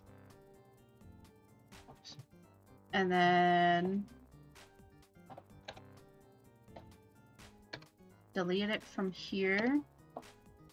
And then we're gonna take this. What's your favorite Sailor Moon scale? Okay, so are we basing on terms of just who we like, or are we basing on terms of, like... Okay, I will say one thing. I hate Usagi. I hate Sailor Moon. I'm sorry. She's a really badass person. Like, okay, so, the person that I like, personally, it's kind of a tie between Sailor Mars and Sailor Mercury. Mercury and Mars are, like, kind of tied together.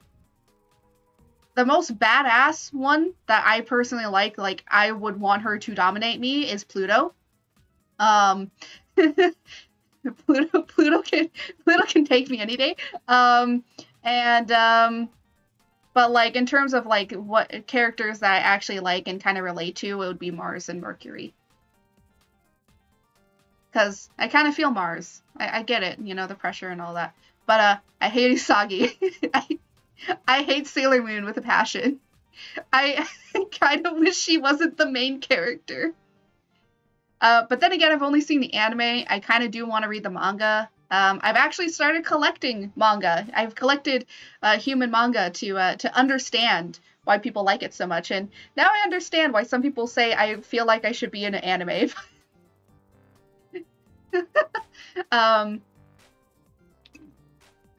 But right now I'm actually reading a Chinese manga, actually. Which is... It's a really nice book. And it's a BL, so it's perfect for this year. It's perfect for this month. I haven't finished it yet, but eventually. Yeah, but Sailor Moon, I started watching the original. I hated it, so I started watching Crystal. I liked it a lot better, and I got through it. I think I'm almost to the movie, the new movie that they made. So I'm getting through. I'm getting through it. But yeah, I like Mars, and I like Mercury. Actually, I've been watching it with my boyfriend. Like well, my boyfriend actually watched it before me, and he said, "You're a lot like Sailor Mercury. You have like that little cute aesthetic." And I'm like, "What?" And then he's like, "Oh wait, and your hair, it kind of looks like the short, you know, I mean, you have the length on the sides, but you kind of basically have Mercury's hair." And I'm like, "No, I don't."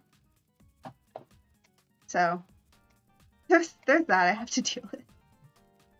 Sailor Jupiter, yeah. Sailor Jupiter, I do like her. I actually, you know, I've been also looking into the realm of cosplaying, and out of all of them, I think I could pull off actually Sailor Jupiter, but the thing is, I'm too short. I'm actually short. I'm compared to everybody else, I'm pretty short. I'm not the tallest in my group. Apparently, I'm average to human size, though, but the average sizes of Telvins is about, like, I'd say, like, 5'9" to almost, like, 6'7". So, yeah, that gives you perspective of how tall most Telvins are. So 5'3". No, I'm 5'7". I'm only a few inches lower than what is considered normal. However, everybody else is like average 6 feet. The only one that's actually shorter than me is a child. And then she went through her metamorphosis and now she's 6 feet tall. And I hate it. So, technically, I am human version of 5'3". In Telvin language, I am human equivalent of 5'3". Basically, being 5'7" and 5'5" is equivalent to being 4 feet tall in there. But hey, at least I can squeeze into tight places, so that's important. That's important, for the most part. So we are going to mirror this to complete this. Oh wait. I forgot to say what. I need to center this again. I have no. Okay, you know what? I'm gonna say object and see. Okay, well, it's not. It's not that. It's definitely not that. But great demon lord. What is your height compared to your people? Are you a towering giant, or are you we accept small kings here, I will say. We accept short kings here. Short kings are valid.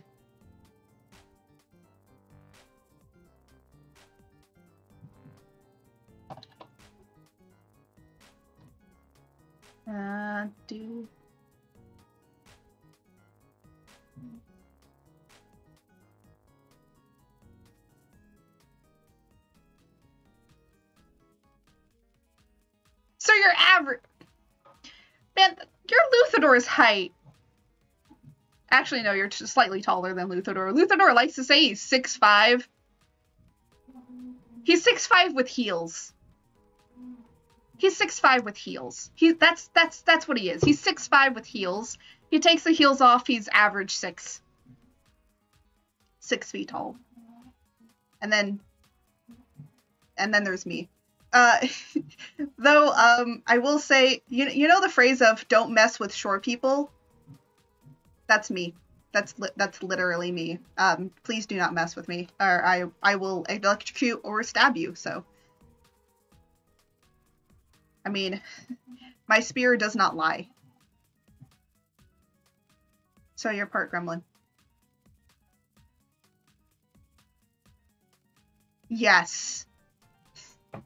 Yes is all I have to say. Yes, I am. Yes, I am part gremlin. And I am proud. I am a proud small gremlin. I will say,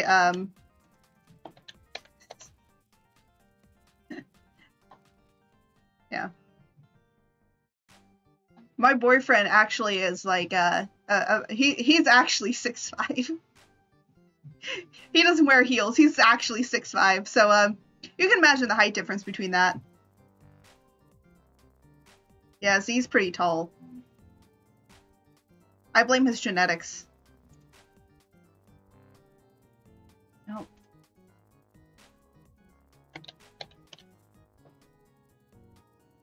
But yes, I am part gremlin, and please do not test me, or else I will cut you. I mean, to be fair, I did almost, and I mean almost, kind of, almost kind of killed my boyfriend. But I mean, he almost tried to kill my dad, so fair? Would that be fair? Like, if you know, if you're well, he wasn't my lover at that time, but I mean, like, I'd say it's fair. But yeah, most of the scars that my boyfriend actually has was actually caused by me. So, in a fit of rage. Oh, you turned into a little Dragonite. Okay, I will say one thing, just as a thing. Eventually, what I want to do is get a game capture card to be able to stream stuff from my Nintendo Switch. Because I got a human Nintendo Switch in order to play games, and considering that the new trailer for the newer games came out, I don't know if you can guess which game. Wait a minute. I just realized something. Scarlet and Violet. I mostly have violet, purple colors. Luthador has more red colors. Are we the main protagonists of the next games? Get a cheap one. My mod actually found a really good one that's cheap. Like it's actually really great. That's cheap. So yeah, I think that's the one that he found. He found that one that was really good. My mod has mostly done a lot of the research in order to check and make sure that whatever I'm getting is actually really good. So he's been really helpful in trying to help and support me to be able to do what I need to get done and what I need to do. So yeah, he's been very, very helpful with that.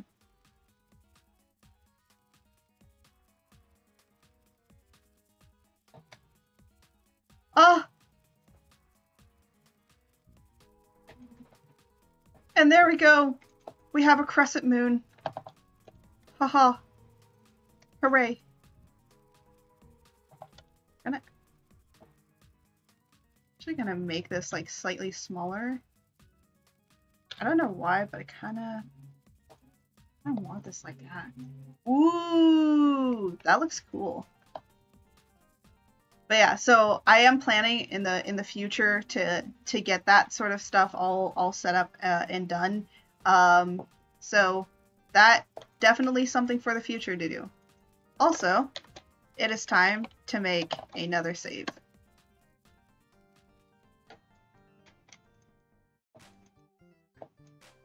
Okay, and now all I have to do, kind of go around here.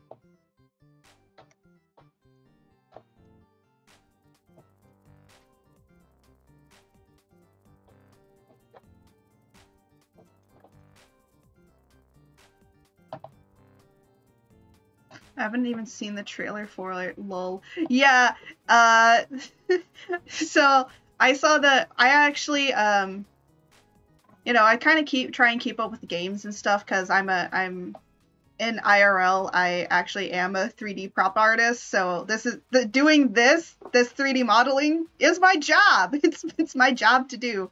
I currently don't have a job, but, which makes it really easy to do all this streaming stuff because I don't have a job, but But when I get out there and stuff, yeah, this is gonna be my job. But so I follow a lot of like games and stuff on social media to look at what the new games are, and also because what new games can I play on stream, you know? So I always am looking out for new games to play and what can inspire me. And I just realized right now that technically now I have to get both. Now I have to get both. And Luthador has to play Scarlet and I have to play Violet.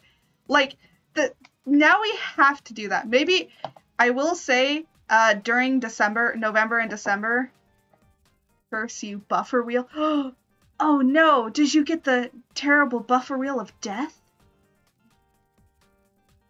Oh no. Hold on, it could be on my end.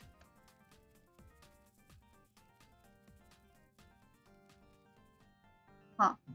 Interesting. I think it's on my end. Every once in a while, my internet decides to be a butt. And it looks like my internet is deciding to be a butt.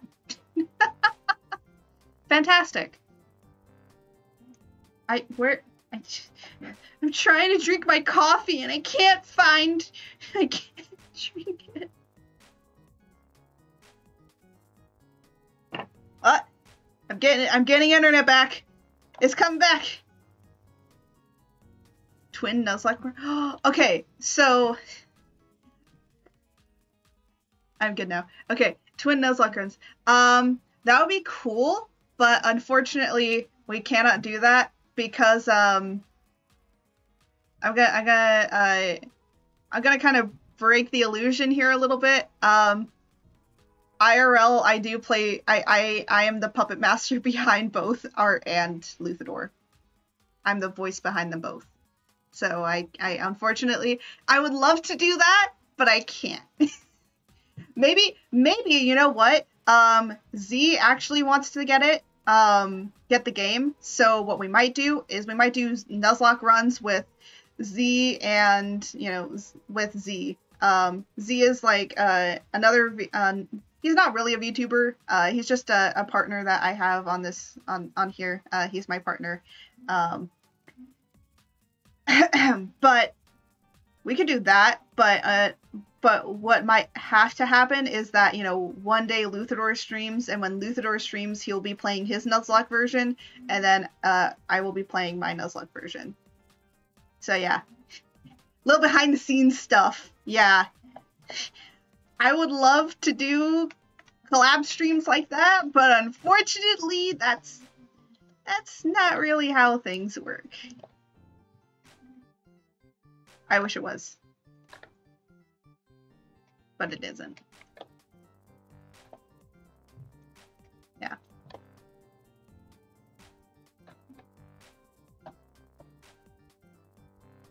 But yeah, I would be doing. Oh yeah. Yeah, so, single creator that has 2 VTubers, and both VTubers, yes, are voiced by the same person. I will say, to break the illusion a little bit, actually, some people... Oh, okay. Some people didn't even recognize that I was Confusion. Yes, I used Confusion. So basically Luthador was supposed to be just a character that would pop up every now and then just for funsies, and then he just became his own thing, and that's how it ended up being that there's 2. Yeah, so Art, me, was supposed to be the only person on this channel, and then Luthador was supposed to be like, oh, Art can't stream today, so here's Luthador, and have like a fun little chaotic thing. And then I just decided, you know what, why don't we just do this once a week, where it will just be Luthador Day, and Luthador just takes over and has his own fun with stuff.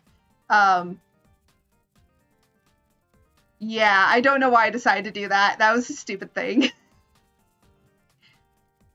And now Z instead is a character that is like pops up every now and then to do collab streams. So I might, and Z probably will be more than interested in doing a combined Nuzlocke stream. But the thing is that he doesn't have his own channel, so we're gonna probably have to set something up for him so that we can see both or something like that. But yeah, so that's what's gonna have to happen. And yeah, so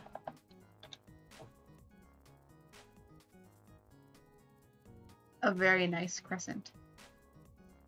Sounds like a pain in the ass. I will say doing Nuzlocke streams or doing like collab streams like that can be pretty much a pain in the ass. It is. You know what? I will say most VTubers don't talk about how sometimes collabing can be a little bit of a pain. Especially if you're trying to do like Nuzlocke streams together. But if you're doing like just chatting stuff, like how what is it? Taka does that a lot. A lot of VTubers do just talking streams where you collab together, and those are fine. Those actually don't end up being too much of a hassle. But there are some times where you're like playing games together that's when it kind of becomes a hassle. But yeah. But I will say, like, having two people on the channel actually isn't as much of a hassle as you think it is. You just have separate things set up, and you just organize. And as long as you're organized, everything goes smoothly. Collabs are exhausting. Yes, they are. They are very exhausting. I will agree with that. I did one before, and it was exhausting. It was so exhausting. I wanted to die at the end of it. The great thing is that I could then go and cuddle up with I could actually go and like, hold on, I'm trying to think of how this is, okay. The great thing is that for the most part, I could end up going. Oh my goodness, what is going on with my ping? What the hell?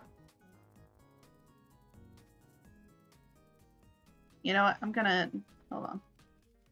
I am going to see if this helps. Okay, there we go. I'm disconnecting other things from my internet so I can be able to stream. Sometimes that needs to be necessary.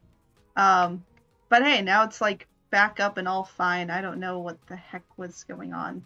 But yeah, you know what? I don't actually need all of this up except for these two things up. There we go. That should save some space. And okay, everything else I do need up. But yeah, I did 2 collab streams before, and yes, it can be very exhausting, but also it does put a little bit less strain on you though. Like, it can be exhausting, but at least you don't have to completely worry about coming up with content yourself. So, because you have someone else there to kind of help you in balancing it out, because they'll always, like, you know, if there's like a lull in it, then, you know, the other person can help with the lull. Unless you both contribute to the lull, then it doesn't end up being great. And this, we gotta mirror over to the other side, so we're gonna do world. This is gonna be on the Z. It'll be positive. Oh my goodness.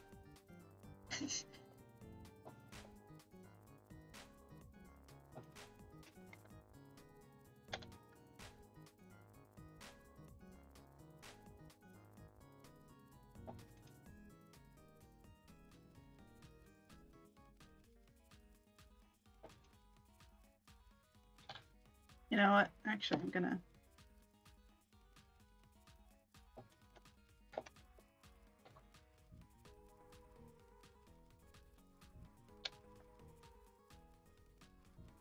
going to actually do, I'm gonna do this.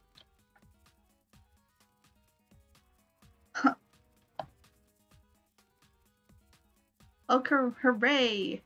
Yeah, if you jump up and catch those are fun. I will say one thing. I might eventually get VTuber Plus, and then you guys will be able to throw shit at me. I don't know how well it will work, but I think that'll help in some lulls in my stream, because every now and then I will admit that there are lulls, and I don't like when I have lulls in stream. Lulls are just like, you know, the quiet, there's nothing really going on sort of sense. And I don't like when that happens. I don't like it when it happens in other people's streams, and I definitely don't like when it happens in my stream. I've been using tits.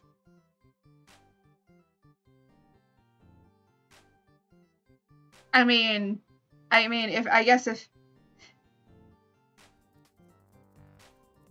VTuber Plus. Oh. Well, I'm gonna look up different things. So. I'll check out tits. You know what? I'll go and check it out here. I actually have like a bunch of sticky notes because I always have sticky notes with me, which is great to have because you never know when you're gonna need sticky notes. I will say I just have like the stupid manila envelope, like whatever, the post-it sticky notes, but I will say I want some cute sticky notes. Tits is the greatest. Oh, now I know why it's called tits. For a minute, I thought you were talking about like actually just massive tits, like some VTubers in order to like. I guess. You know what I will say? I will say one thing. I'm gonna critique VTubers. Being a VTuber myself, I can critique other VTubers, right? I have the authority. So let me write this down. Tits.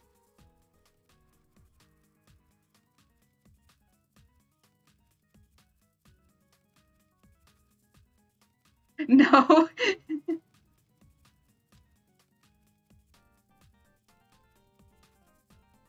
Yeah, I will say one thing though. I will say one thing. I hate when VTubers actually just give their VTuber like I hate when VTubers, like female VTubers, just have massive honker donkers. Like I'm talking like massive honker donker donkers. Massive big bahuma detiki. I forget how the meme goes. But you know what I'm trying to say. Like I get that it's an anime thing, but I'm sorry. All I'm gonna be doing is looking at your tits. Like, it's not. I don't dislike that your VTuber has massive tits. It's that all I'm gonna be doing is looking at your massive tits. And it's like they could be talking about like a serious topic, and I'm just gonna be like tits.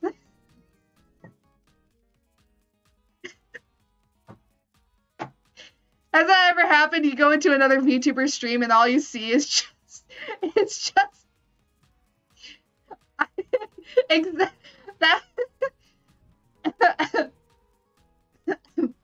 yeah, that's actually why I have my screen in front of me, so you don't have to see my tits.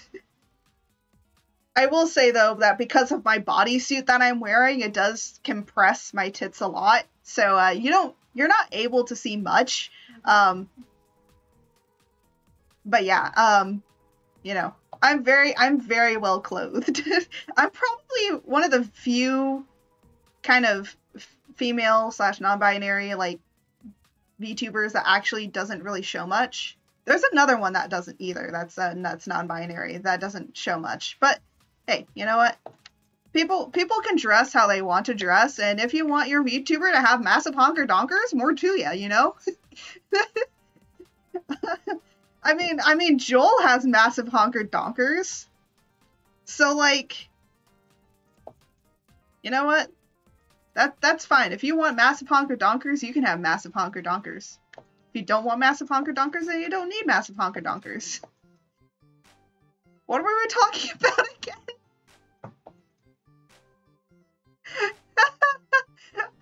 I think I'm being called out. No!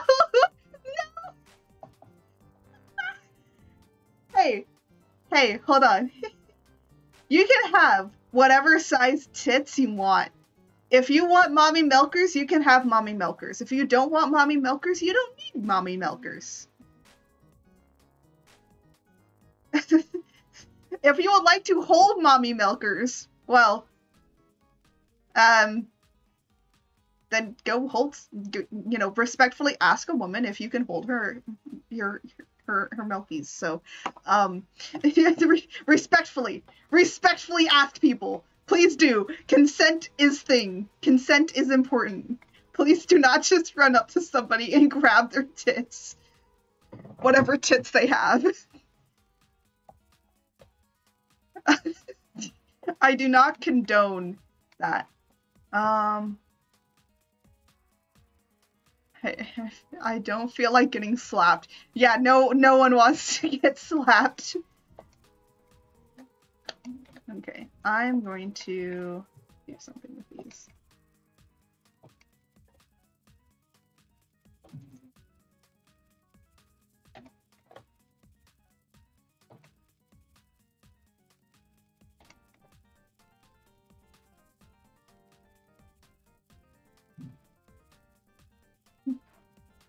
I'm listening. Sorry, unfortunately I am taken, so I will slap you.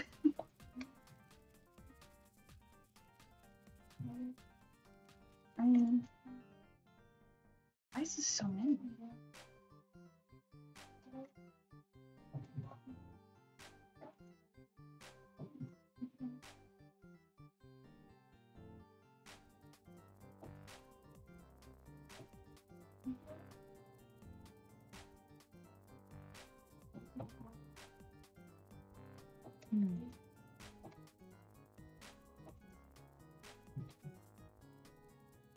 Oh yeah, okay. Unless the person is unless the person is really into like that sort of stuff.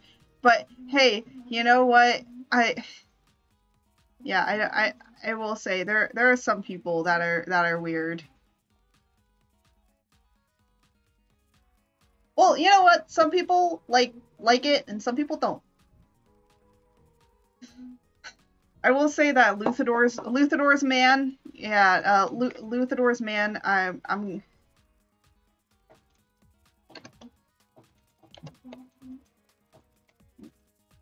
trying to like think of how to turn down some of these like tries. Oh wait, do I don't think I need both of these, do I? No, I do.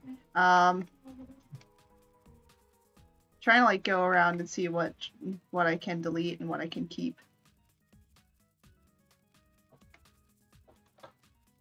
Because that is the important thing, because I'm trying to still decreasing on fries. So this.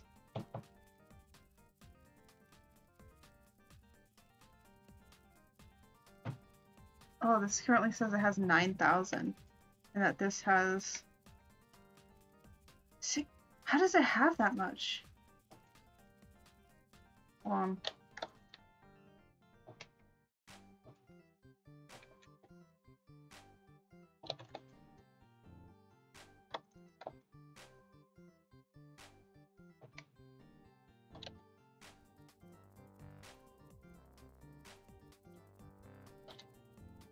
Oh, I'm being an idiot. That's why it has so much. I'm like, why does this have so many tries? No, it doesn't. Okay.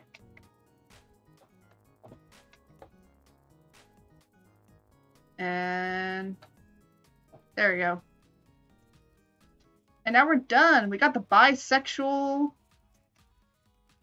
And it is under 3,000 tries. That is actually a record for me. It's under 3,000 tries. I have never made something so low poly as that. I will say, to go even lower would be like less than 100, but I don't think I'm capable of making this less than 100. Yeah. But now, we're going to be switching over to actually making this all UV'd, so UVing it, and then And then once all of it is UV'd and set out and everything, then we take it and we put it into Substance, do all that stuff, and then we take that and then we put it into the last program so that you can see everything all together. We put lighting on it, we put all this cool stuff on it, and basically it's done. And I will say from here on out is going to be actually the easy road, which is surprising that this is going to be the easy road now.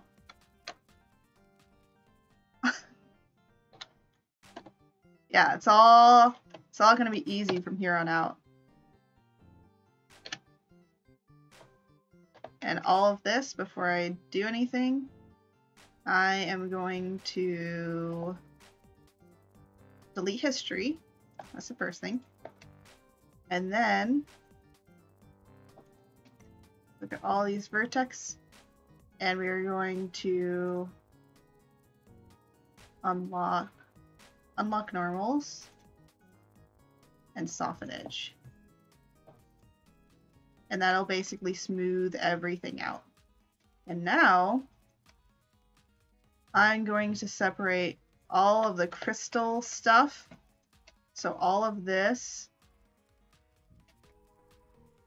is going to be on its own thing, and then the rest of it is also going to be its own thing. So I'm going to be explaining how UVing works. So basically we're going to take all of these UVs. So these are UVs. This is what you have to unwrap it like a present. And it's going to be very fun. It'll be more interesting when I actually explain it in the process.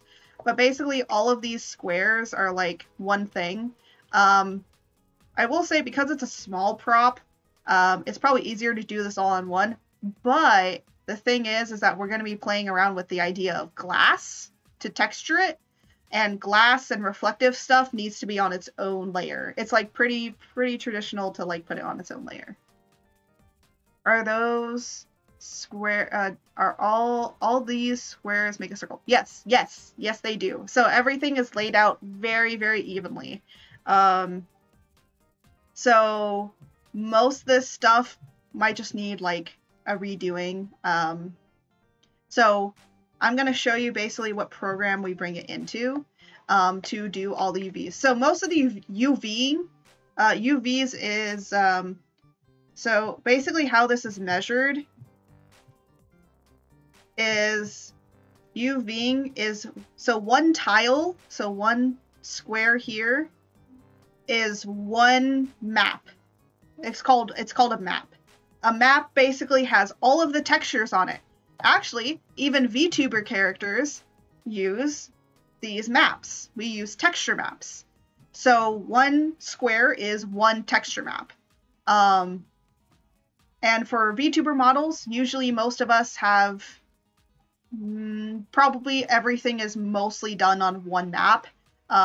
It depends on certain things, but you can look up any like texture maps and you'll find hundreds of different varieties of texture maps of things.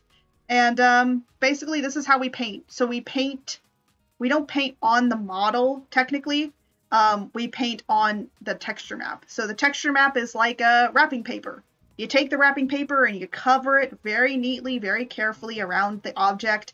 And then in order to paint it, you just take that wrapping paper slowly back off, not ripping anything, and making sure it's all nice and flat, very even and everything. And then you just take that and you paint on it.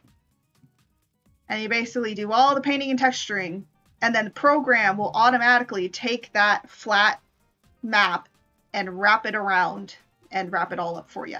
So that's how that works. And yeah, VTubers use it. Of course, if you're a 2D VTuber, that's not how it works, but if you're a 3D VTuber like me, that's how it works. So now you're getting the underlying process of actually how a lot of 3D painting works.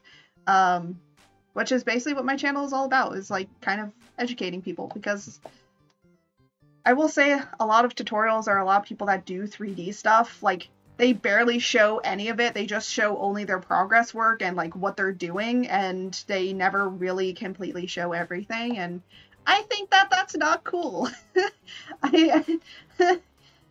Like, it's cool to still see the progress though, but yeah. So what we're basically going to do is we're going to take these and we're going to export it out. So we're going to do Control System. Oh, not save. We're going to click on File here, and then it's going to be Export Selection. And you just click on that, and then it's like, where do you want to export it? Well, we have a place to export it. So we're going to, it's in my portfolio, because this is actually going to be part of my portfolio.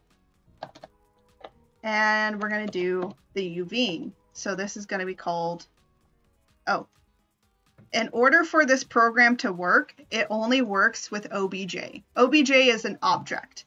Everybody works with OBJ. OBJ works in everything. OBJ fits over with everything and anything. So yeah, that works really great. And then you just name it. So I'm going to call this glass UVs. And there, now it's saved. Rod base. This is going to be called rod base.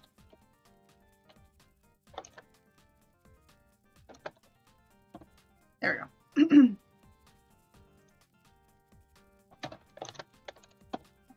And then, oh, well, I don't care if that didn't get saved right. So, and then we're going to take this, and this.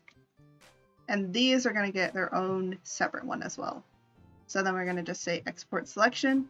It's going to go in here. It's going to be an OBJ. And we're just going to call this rod. Or one.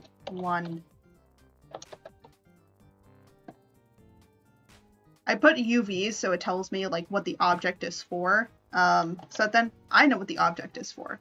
And I'm not going to exit out of this program actually because I'm going to bring it back in, so it's just going to be easier to not do that. And look at my beautiful Gojo. Yes, just I've been really getting into anime recently, and I guess you can all assume who right now is kind of my number one. What?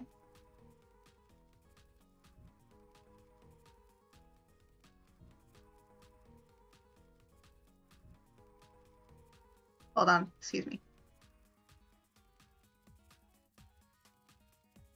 Oh.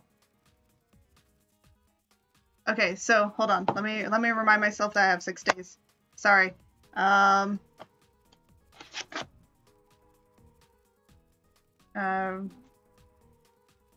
Renew. I'm gonna renew the licensing because I'm gonna need that. Renew UV. The great thing is that I can still work off of the hobby one, and for like 1 whole year is like $100, which is pretty good. And we're gonna go and basically find our stuff. So you just go and you find your stuff wherever you put it. I put it in here. It's gonna be under UV. We're gonna open it, and there you go, your 2 stuff. And this is a very small program, so it's really, really, really great. So this program is really great. What does this do? Oh, come on, internet. Internet's being a butt. I'll explain this later. So we don't want to click new, erases all the UVs. New, I'm not going to do for this particular one. I'm going to click edit instead. So that means it'll come in with all of the UVs. And we're just going to open it up. And there we go. We have our UVs. The UVs are all in here. Yeah. So I clicked on new instead of edit. And all the UVs are now in here. They're all great. Well, not completely great. So the great thing about this one is that it will tell you exactly. So red and blue is no good. Red and blue is no good. So you have to switch over to here. And basically, so the shortcuts of this is press F, or you can even do Shift F, and it will flatten and unwrap it all. So this flattens and unwraps it all for you.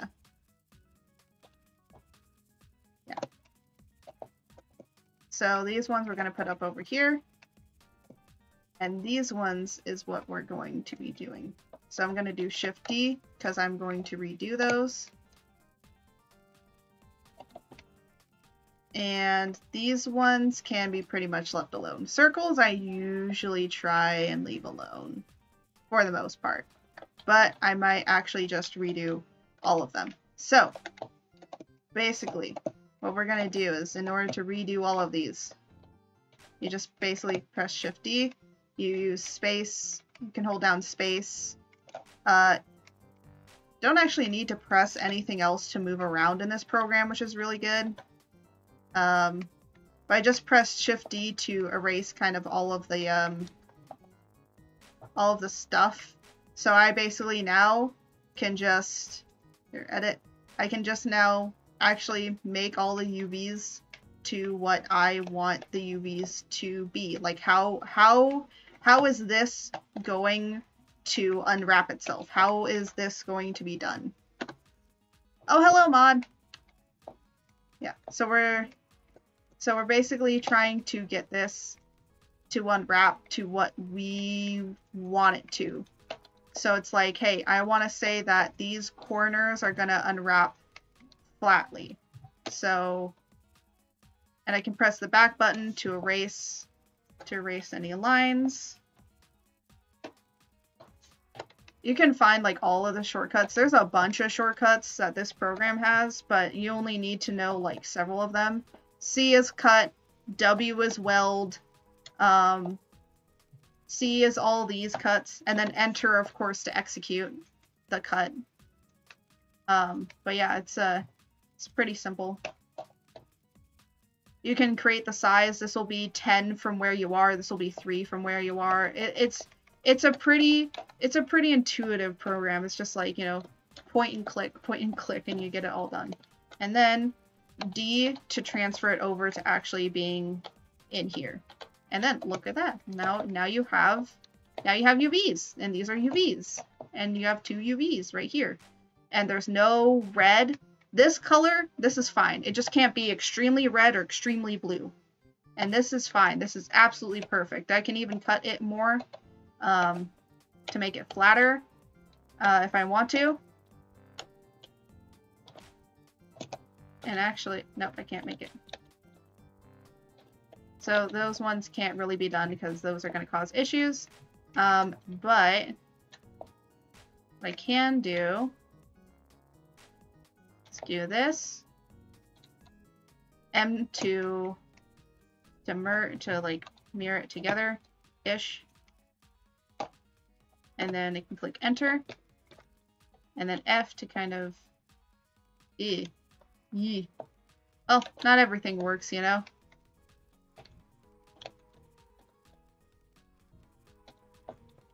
Sometimes things work, sometimes things don't work.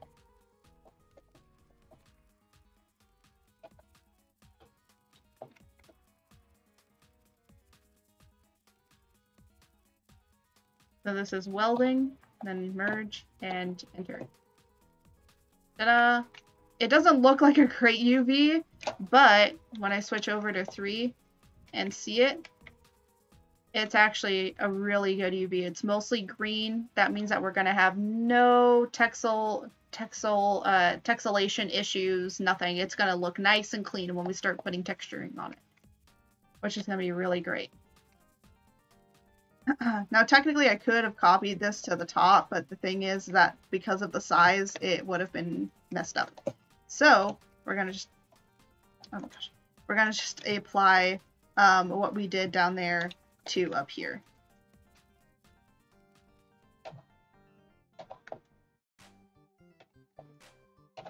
So all of these are going to get yeah. But hello, Mod. Welcome to the stream. He has awoken from his long winter's nap.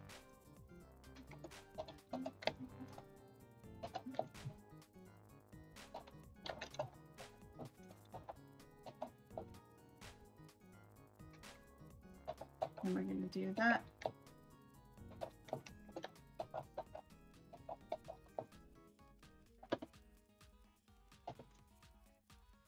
in there. And I think that should work out just fine. And it does. Somewhat. Work out just fine.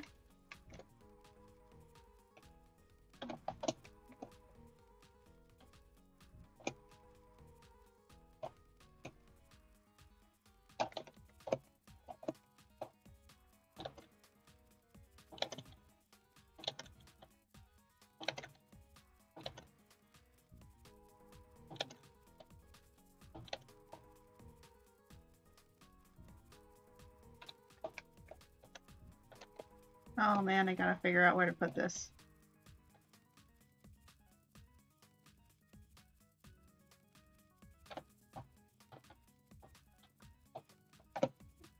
Yeah, this one turned out a lot differently. Sometimes different things turn out differently. There we go.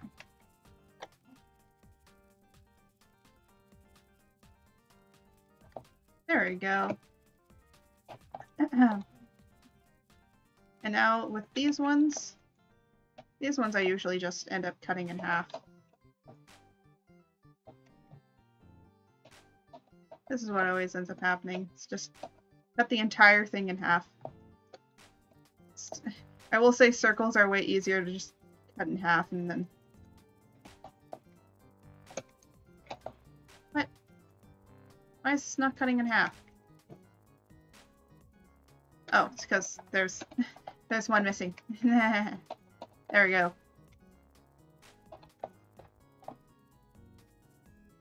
And with this,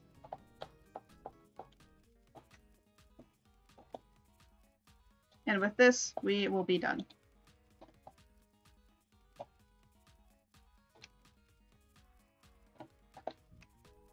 And then all we do is we go down here to pack. And we're going to say pack 4K because we're going to use 4K texturing. And we're going to say pack all. I don't care if it's fast or not. And there you go. And there it's all done. And then we just click save all. And we're just going to save it under the glass UV. And we're just going to say save. And we're done with that UV. And now we're going to load. Was busy painting last night and binged this. Oh, you binged that? Nice. Was it good?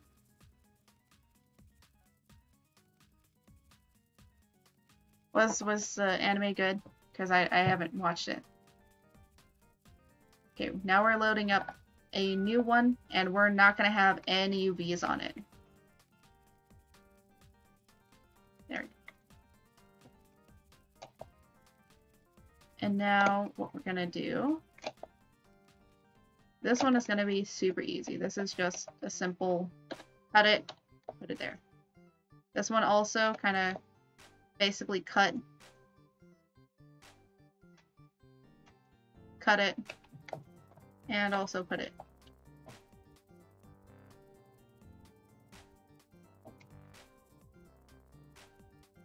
What, painting lesson. Oh, what were you painting, Mod? Painting something new? Painting some lewd stuff? I'm joking.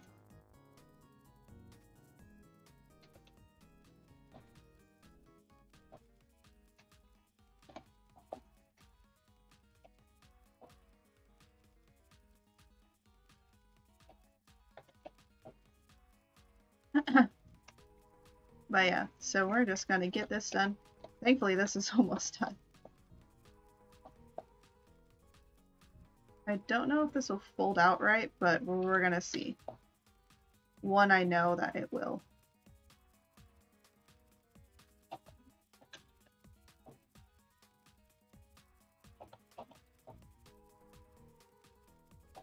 Oh, I got a question for everyone. What is everyone's favorite? Surprisingly better than I thought it would be. Oh, okay. So I have a question for everyone. What is everyone's favorite anime? And then what is everyone's favorite manga? And I'm talking like manga, like actual manga. Not manhwas, like manga, like Japanese stuff.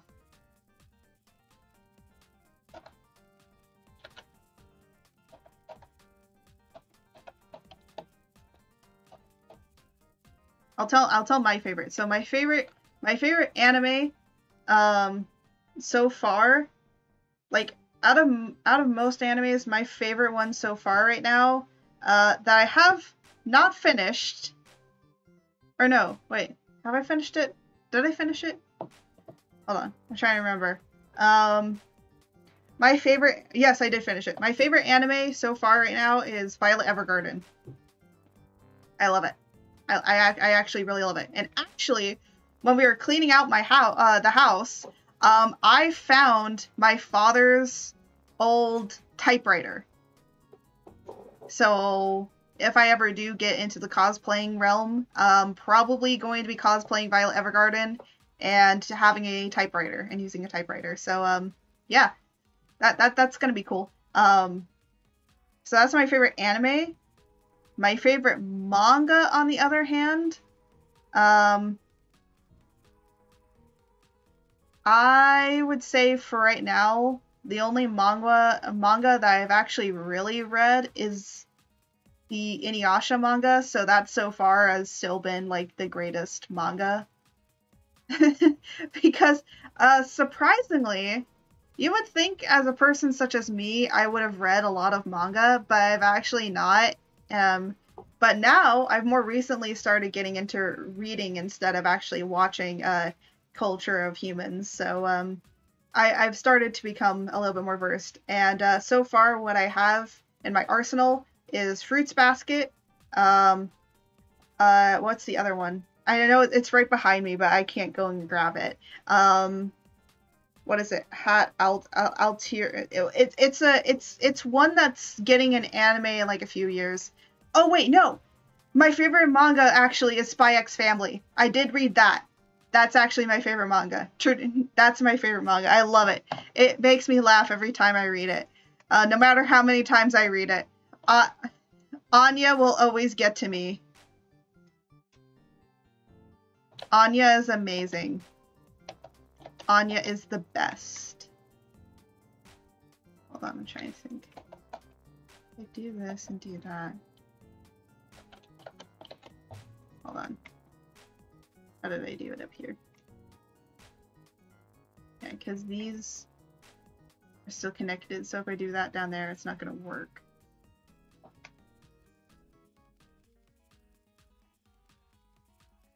So I need to do that. There we go. Think that should work. We're gonna try that. Okay.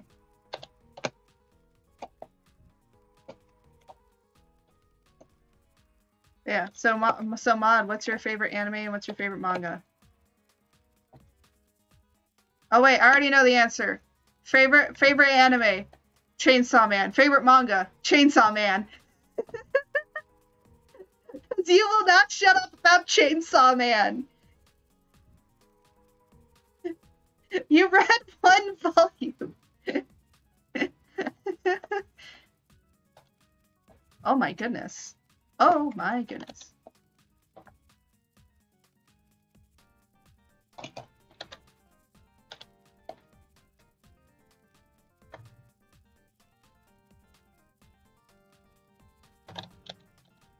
Did I get it right, Mod? I switched over to my laptop because phone was laggy. Oh no, it's just probably my stream. My stream's unfortunately been pretty laggy recently. Oh my gosh! I even shut off a lot of stuff. So yeah, so everyone, what's your favorite manga and what's your favorite anime? I think it's gonna be a funny conversation to talk about while we deal with this, because we talked about Sailor Moon, because we were talking about Sailor Moon stuff.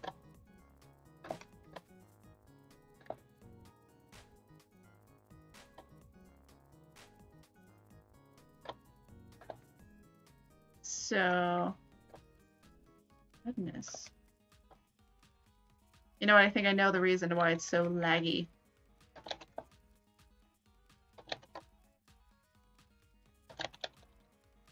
Oh my goodness. You know what? I hate this. There we go.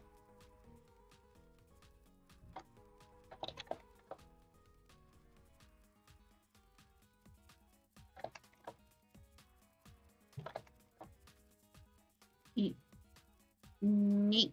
No! No! Don't turn blue! Nothing else turn blue! Stop turning blue! Everything stop turning blue.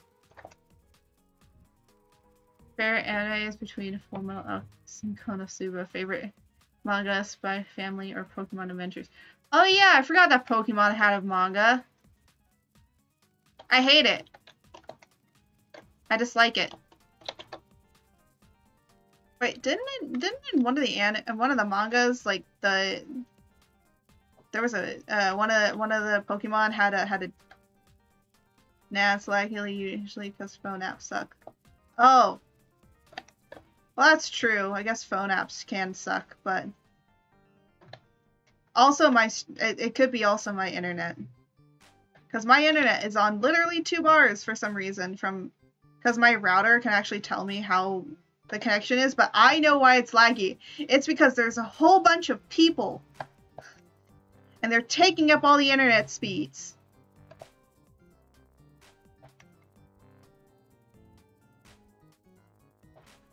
There's not a whole lot of people on my Wi-Fi. It's that there's like a whole lot of people right now in my area because IRL there's a school near me and they're getting out and I can hear all of the cars.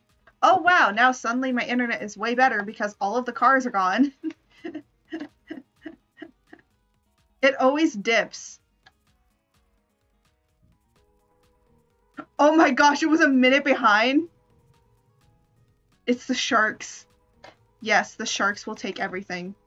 The sharks took my mom. No, I'm joking. The sharks didn't take my mother. But yeah. Those damn sharks eating our internet. I know, right? They're so terrible. But yeah, so Grand Demon Lord, do you have a favorite anime and manga?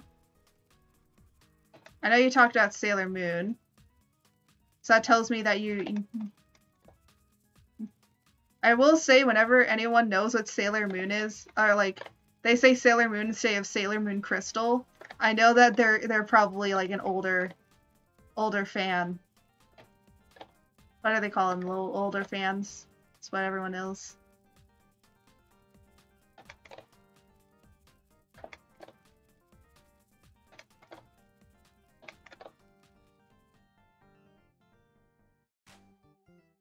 Hate doing this by hand, but hey, it has to be done.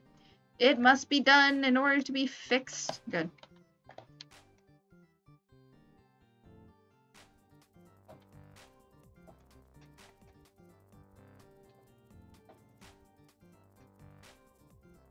But yeah. I will say though that I cannot say that Violet Evergarden is my favorite manga because it's actually a light novel. Oh, what's your favorite light novel? I actually haven't read many light novels, but hey. It's never too late to get into them.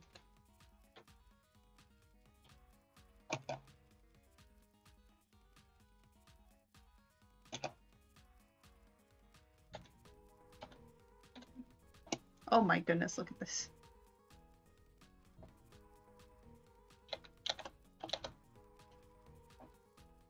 There we go.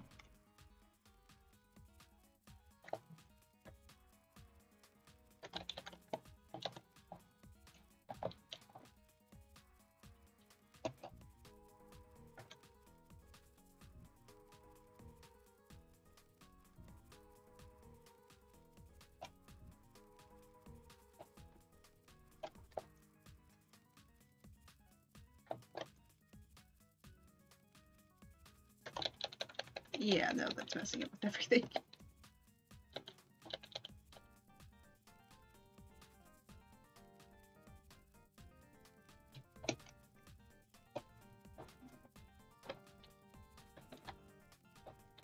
There we go.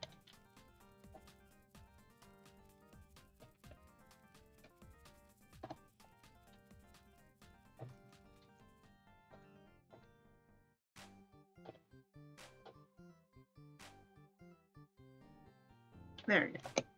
Okay, now we're getting somewhere with the moon.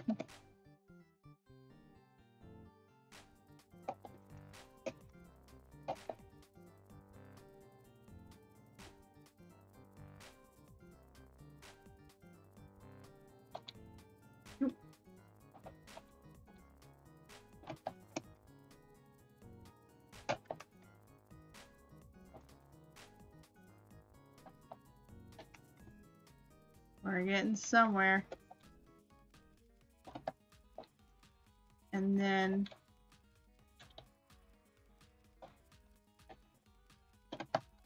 there we go. Doesn't look the best, but this is the best we can do. And sometimes the best is all we can do.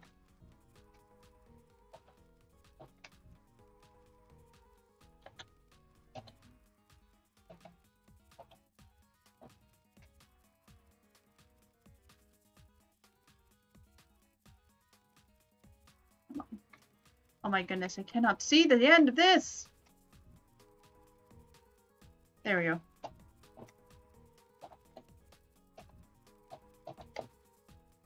You know what I recently started getting back into as an anime? I recently started getting back into,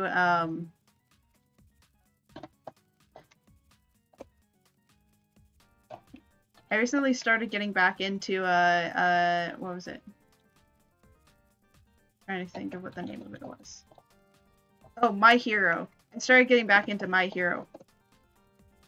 Because I just was like, you know what? I'm bored. I kind of want to watch an anime, but I don't want to watch something, like, too saddening. But I also don't want to watch something that's too terrible. So I decided My Hero is a perfect one. It's not extremely terrible, and it won't make me cry every day, like some other stuff will. And then I'm just like, oh yeah, I guess My Hero it is. So I started getting back into it, and I was like, wow, you know what? This season sucks.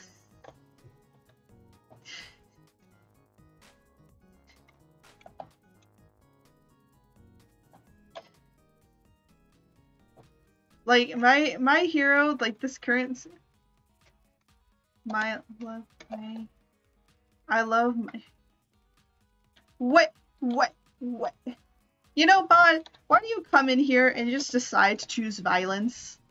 Mod, why do you just decide to choose violence today? You spitting some violence out today. Mod comes in and he's just like, no. Nothing wholesome, just violence.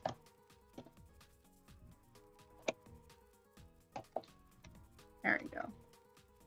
And then we do pack all.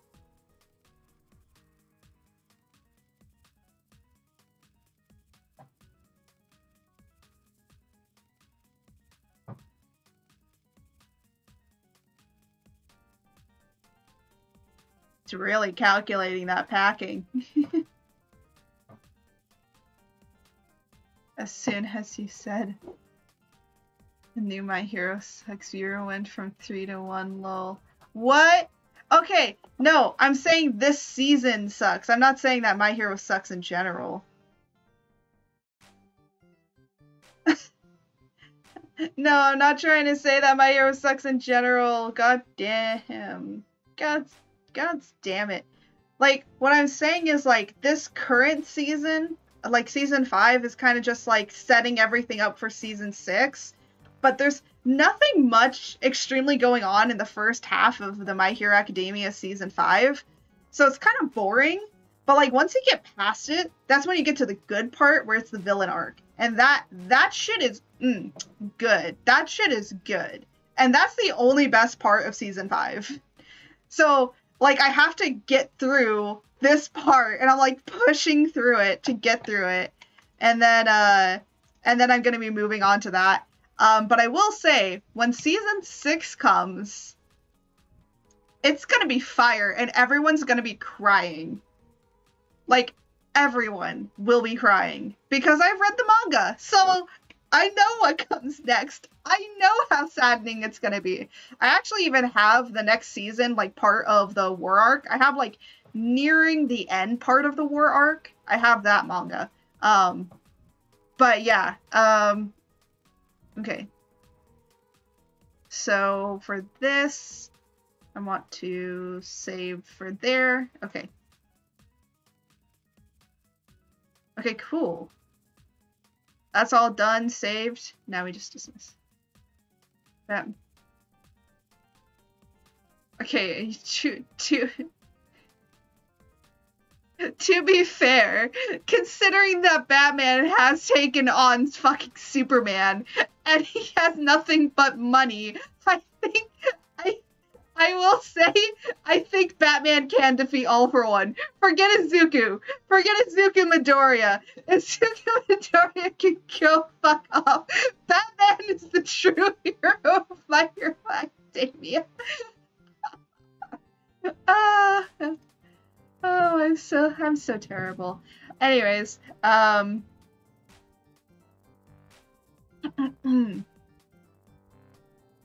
so now the cool thing is we gotta bring everything back into here. So we can exit out of here.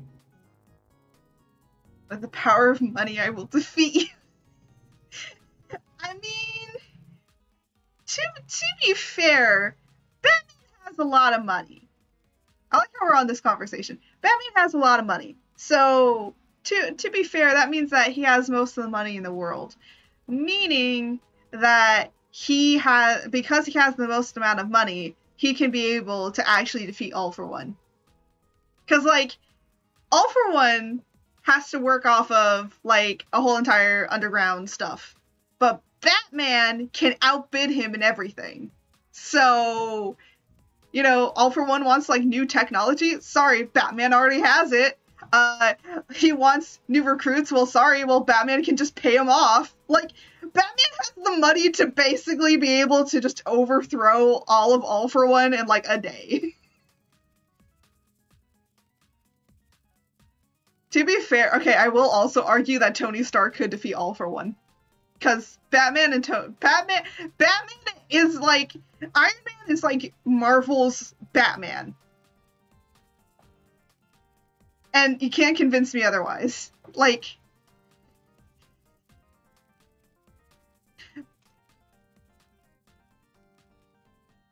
you cannot convince me that, that Batman, that, like, I cannot believe that we're on this subject. Oh, actually, by the way, in terms of like Star Wars of films and movies and superhero movies, what did y'all think of Multiverse Into Madness? Because I went and I watched that with my mother. It was nice. It was a nice, and by the way, we went and we watched it on what humans call Mother's Day. So it was a nice Mother's Day thing that we did. And I will say, I will put this out in chat. And Mod, you are allowed to clip this. You are allowed to clip this story, okay? Multiverse of Madness, Doctor Strange, and the Multiverse of Madness is a Mother's Day movie, and you cannot change my mind. Multiverse of Madness is a Mother's Day movie, and you cannot change my mind. If you know, you know. If you haven't seen it, go and watch it, and you cannot change my mind that it isn't a Mother's Day movie. There you go, Mod. That's the clip of the stream. That's the biggest highlight of the stream. Multiverse of Madness is a Mother's Day movie, and you cannot convince me otherwise.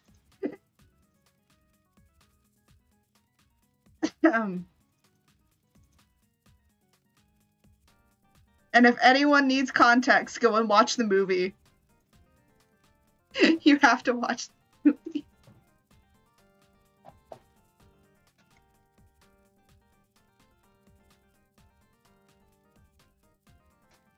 Didn't I change this? Oh wait, what the heck? What? I don't know, Mike. Flipped. Thank you! Now no one can change my mind. It's already ingrained into that. That is gonna be the hot take. That's my hot take. That's the hot take of the stream. The hot take of the stream is that Multiverse of Madness is a Mother's Day movie, and you cannot change my mind. I'm probably gonna post that on Twitter later. Everyone's gonna be like, my hot take about Multiverse of Madness. And the great thing is that it's been out for over a month now, so I can actually take my hot takes with it. And I feel people are still mad. JD won the stream. What? I don't care. I don't care about that. We're not talking about that right now. We're talking about Multiverse Madness. We're talking about movies. Okay, wait.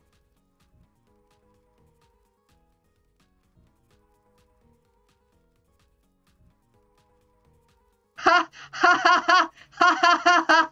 Wow, ironic. Mother's Day movie? Yes! Yes! It's a Mother's Day movie and you cannot convince me otherwise. It's like Die Hard, you know? Die Hard is a Christmas movie. As much to the dismay that, what was it? As much to the dismay of somebody, what was it? He said,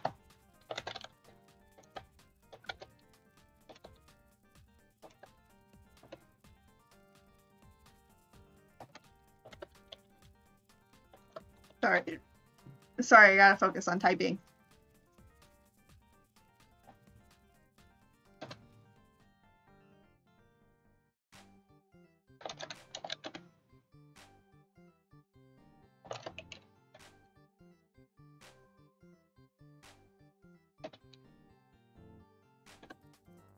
But yeah, so much to the dismay of everyone else, now everyone will have to go and actually analyze that it is a Mother's Day movie. And there is no way that anybody can convince me otherwise that it's not. Man, we're talking about a lot of stuff. What else? What else can we talk about? That's a hot take. Trying to think.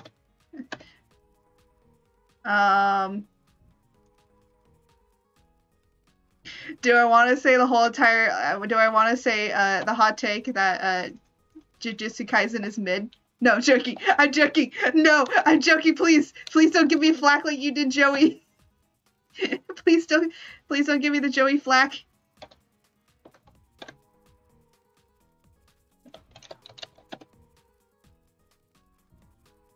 Okay, everything is named Blue. Good. Chainsaw Man is a Christmas anime. Wait, no, hold on. No, Chainsaw Man is a Christian anime. Oh no, wait. Technically.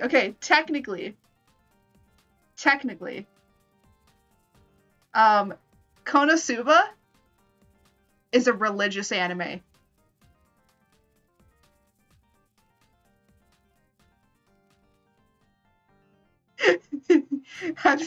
We're so terrible. We all agree that these are just stupid hot takes. This isn't real hot takes.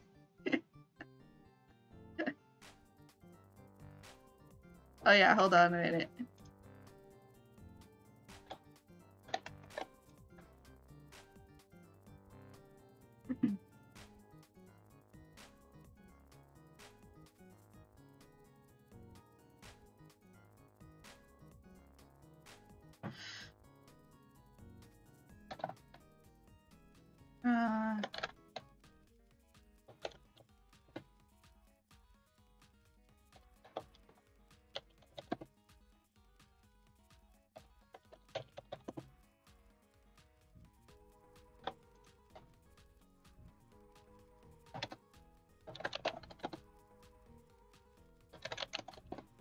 Sorry, I have to do this.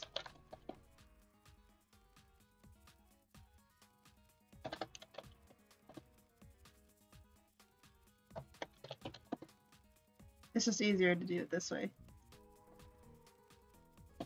There we go. But,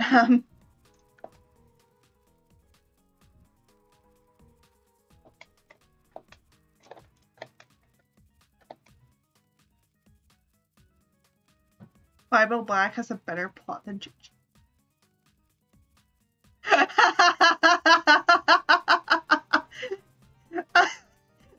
No, wait, I just realized something. Bible Black is a Christian anime.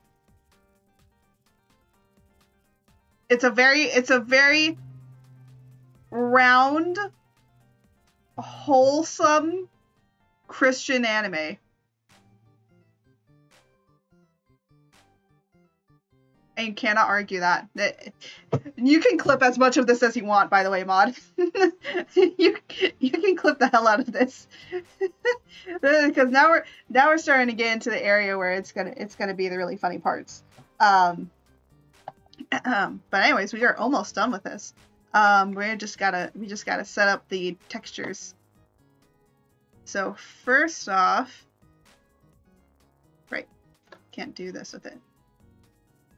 We're gonna do assign new material, Lambert, and we gotta rename it all.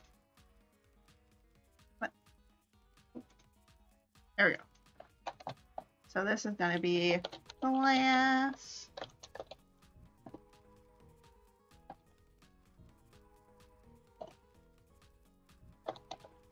Oh yeah, I gotta name these. It's gonna be called By Glass because at the end of this I actually want all of these to be put together, and it is pretty hard to make these be all together if they're not the right way. Anyways, so I'm gonna make this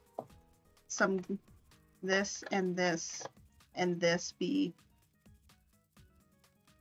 most. I'm gonna have all of this be metal, so this is all gonna be metal. So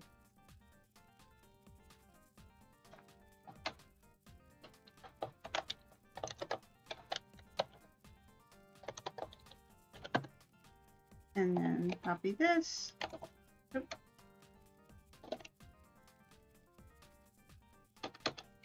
I like that we're talking about.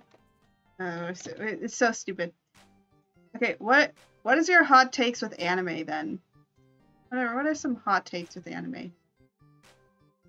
I think a lot of people don't want to take their hot takes with anime, but I will say one of my hot takes is I will admit My Hero is great, could be better. My Hero is great, but it could be better in some areas because there are lulls in it. There's some parts where it's just so frustrating to get through.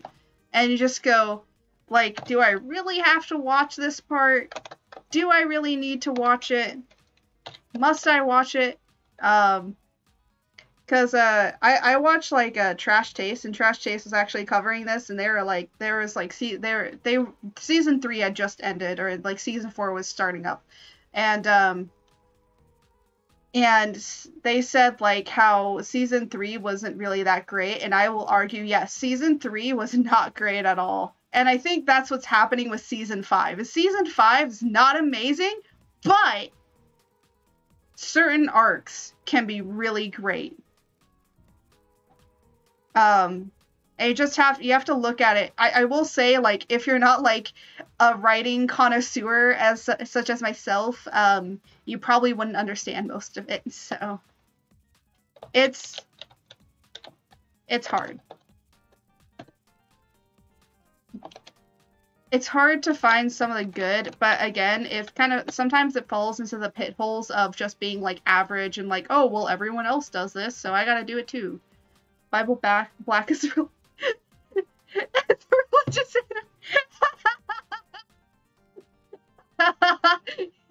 Yes.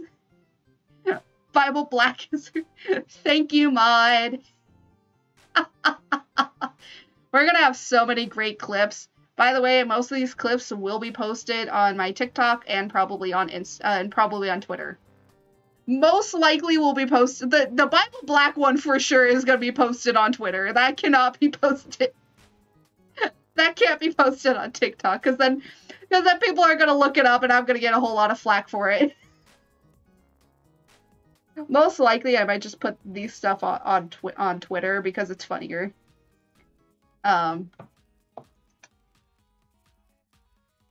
Okay, there we go. We're done.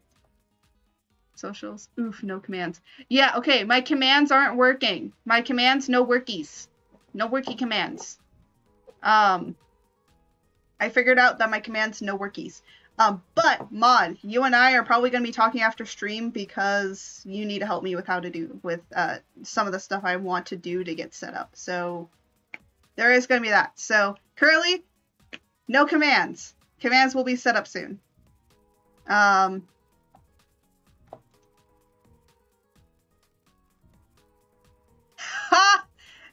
My yes! You can't use the horny command anymore! You have been stripped of it. We used to have a command that would send you to horny jail, and now you cannot use that command. Haha! I have stopped you in your tracks so that you cannot press the horny command anymore in order to do that anymore, because I used to get that every 5 minutes. Now you cannot do it. Yes, now you can never repent for your sins. You will never be able to repent for your sins of horniness. Not in my stream. No more repenting for your horniness. There shall no longer be repents for horniness in my stream. My horny command doesn't work anymore, so there is no need for repenting. You can clip that if you want, Mod. I know you're gonna do it. I know you're gonna do it. The caffeine is finally kicking in.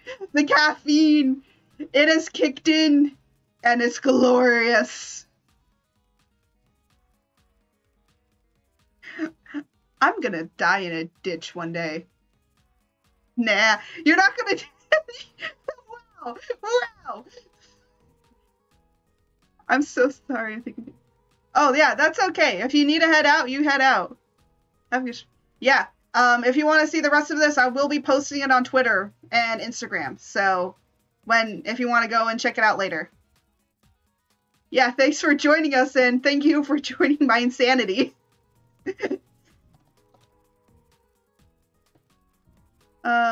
So much insanity.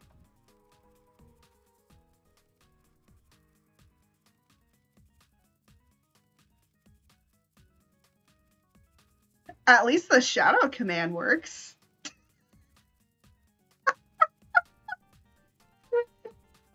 No, the shadow worked. The shadow worked. It worked because I have stream avatars, and when you shout people out, it actually puts them up. Well, it doesn't work in the command of things, but it works everywhere else. I think I have to go into Streamlabs and I'll fix it. Made their avatar bigger, but no link. Yeah, I know. What I'll do is that if you come back in again at any point, we'll make sure to fix things, because we got to fix a lot of things. I have to fix my socials. I have to fix my the horny command. I have to fix a lot of stuff, and I think it's just because it's not connected or hooked up, and that's why. So yeah, we gotta do that afterwards.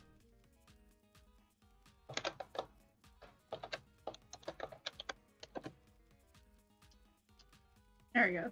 And then the other thing that I have to do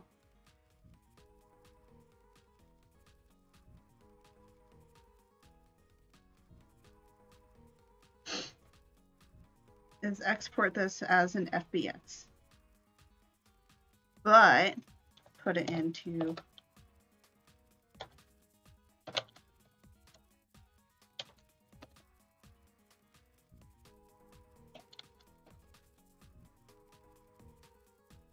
Streamlabs. Well, it's because some stuff logged out of my accounts for Twitch, so I have to log back in and hook it up.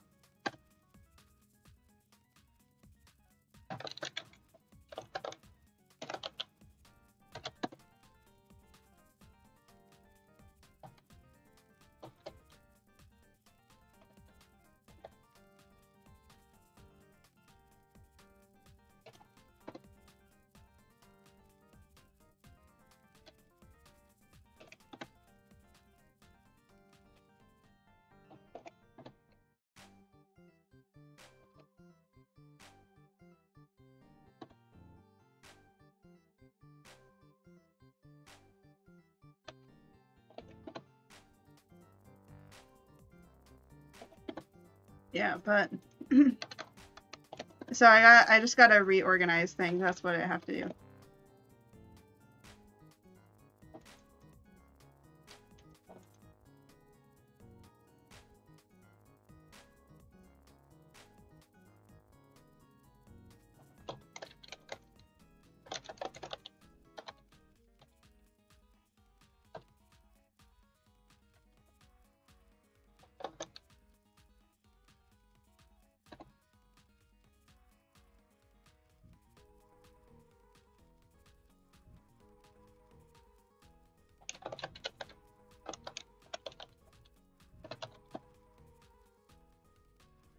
And now we're gonna open up this one.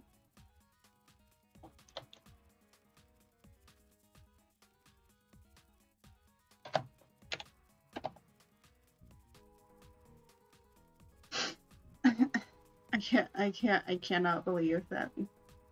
Well, at least we got two clips out of this, which is great. And now we are going to add bake project. And we're going to do quick loader.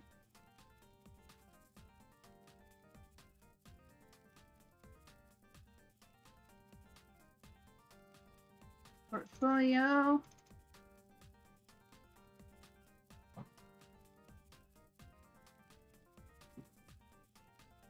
We're going to see if these two work. Okay, good. And now we're going to do a test bake. So first off, we want no padding,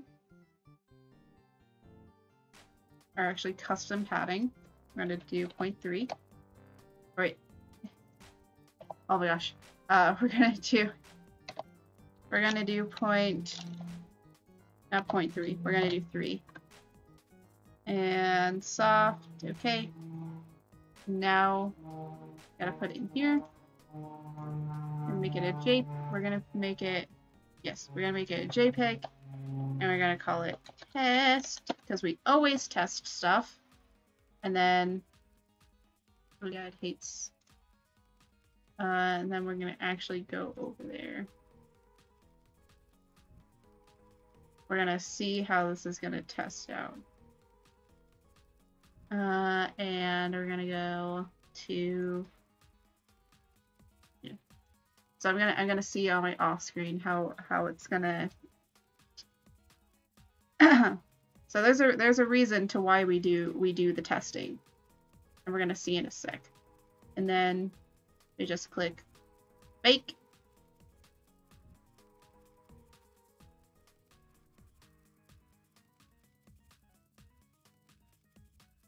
Oh, I'm an idiot. I have to do these in 2 separate bake files. Hold on.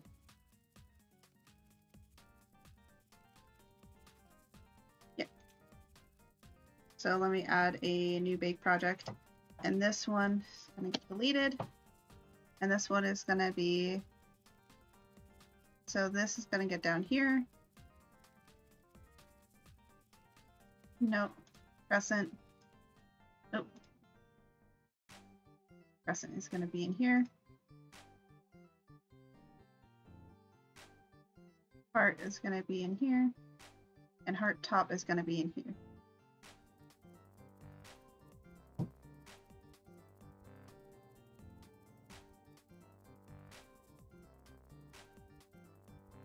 Oh my goodness.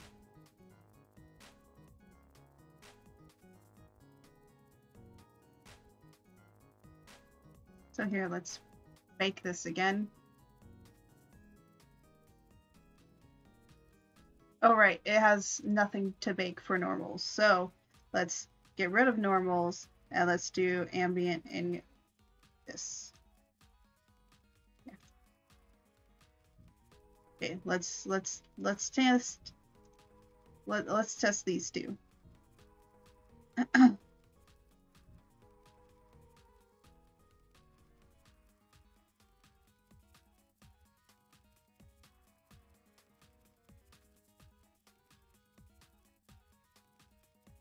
Okay, good.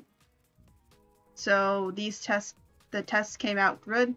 So now we're gonna actually name them.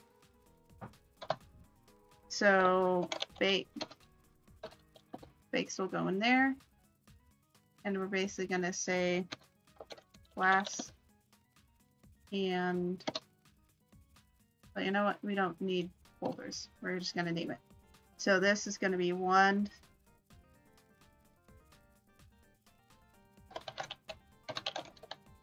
We're going to rename, we're going to make it this. And then we're going to, yeah, we're going to bake it.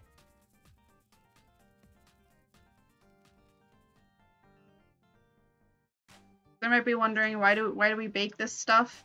Like, what's the purpose of baking? The purpose of baking is to basically make it look more realistic 3D. That's the purpose of baking. That is the true purpose of bakes.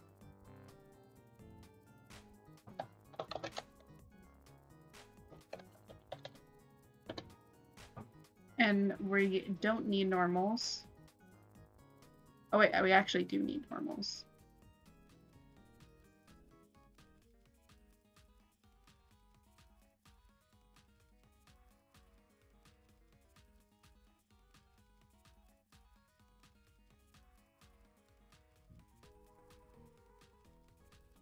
Okay, nice. Nice. The bakes came out very nice, which is really, really good. I just forgot that I actually do need normals. Even though that normals aren't really on here.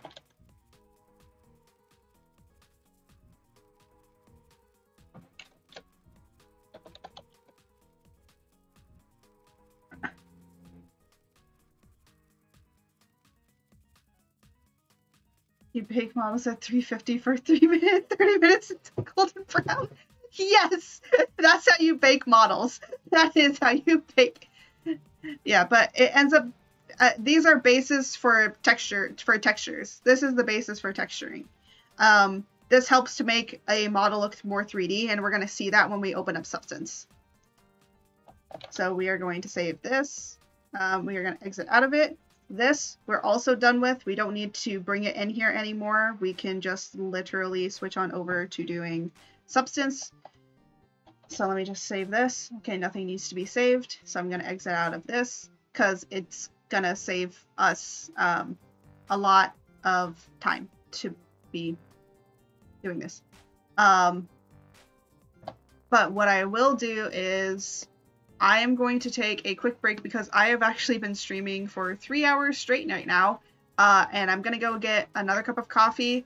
And I do have to change up my settings area. No, I do not want this. How many days do I have left? Oh, I have over 200 days left. Great. So I'm going to take a quick break. And then, so I'm going to, here, I'll set an alarm for 5 minutes. So I'm going to take a quick 5-minute break. I'll come back at about 3:15. Not 3:15. No, yes, 3:15 because it's almost 3:10 right now. So 3:15 I will be back, and we will be painting and finishing this thing up. So yeah, that should take only maybe about another hour or two. But hey, we're doing well so far. I'm proud of myself, and I'm proud of this stream. So yeah, so I'll be back. I'm gonna be taking a 5-minute break. So see you guys in about 5 minutes. All right, and oh my gosh, we are. There we go. Small issue. It happens. Happens to the best of us. But now we are back.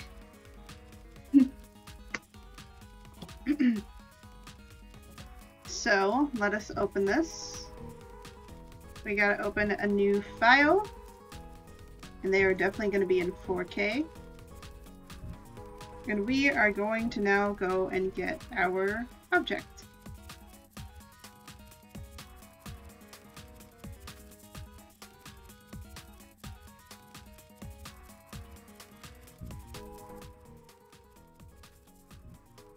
Is the music too loud compared to me speaking, or is me speaking better than? So it's overpowering the music. Okay.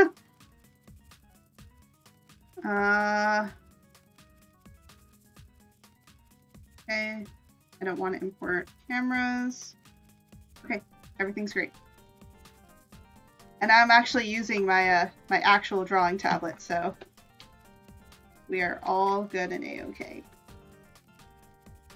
Man, look at this thing. It's so great. It actually looks really good. I didn't think it would end up looking so great as it is, but you know what? I've challenged myself to make a model in a full day, and I've actually completed it. I'm actually very happy with myself. Like, you know, some days you got to give yourself that, you know, pat on the back moment, and this is one of those pat on the back moment days, you know? This is great. I mean, like, I'm so happy. Can't see it now, but I'm so happy with myself right now. And also, by the way, I saw your chat of anarchy now that I was gone. There will be no anarchy in my stream when I leave, okay? If I'm leaving for a good reason. Let me just... No, should have done that earlier. So yeah, if I left, it was for a good reason. Now then, let's... Okay, you know what? I'm gonna... Hold on, I gotta do something.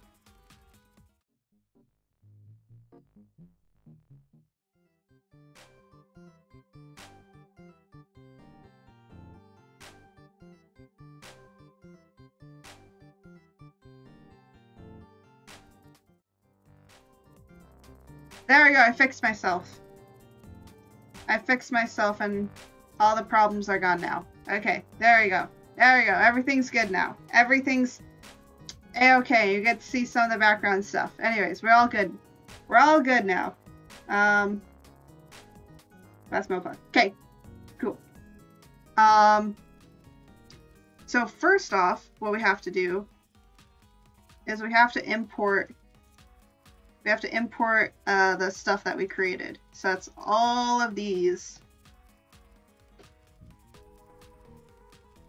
And we're all going to put it as texture.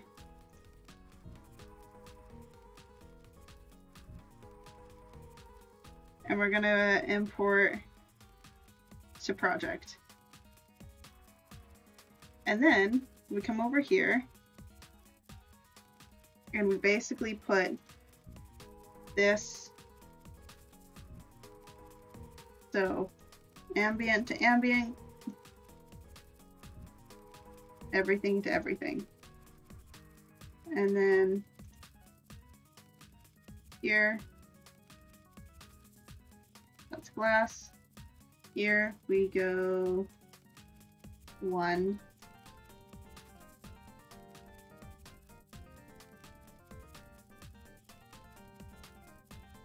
And over here,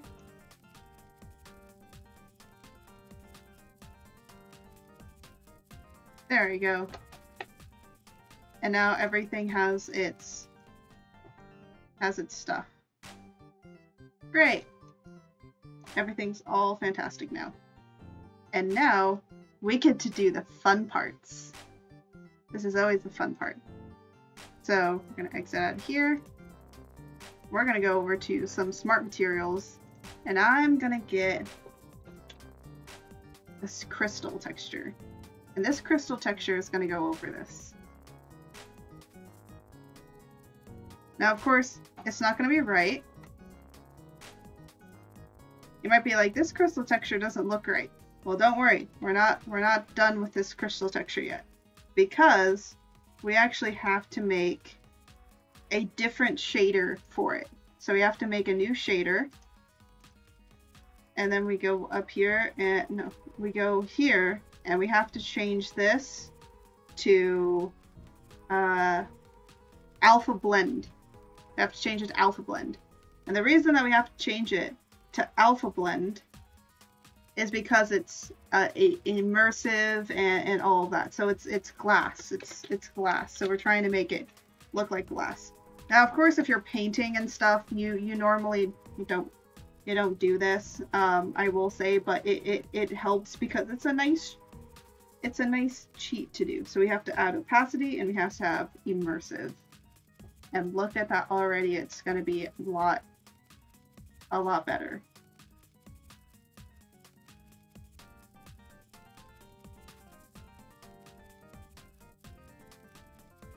So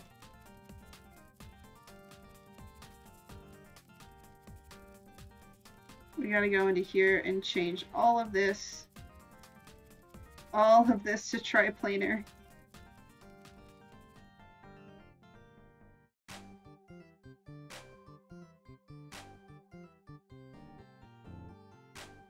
I'll change all of it. No, this is not the fun part.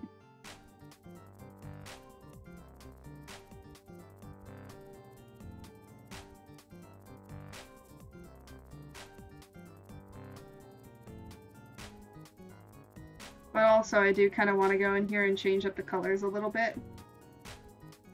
So base color, I want it to be a darker blue. Music is low. Is the music too low? Is that better? I guess I should turn it down in my ear a little bit. Is that better?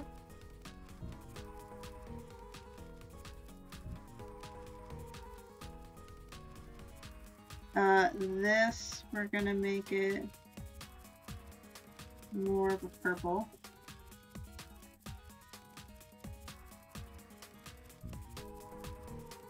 I'm trying to like make it the bicolors light. We're gonna make the light lighter.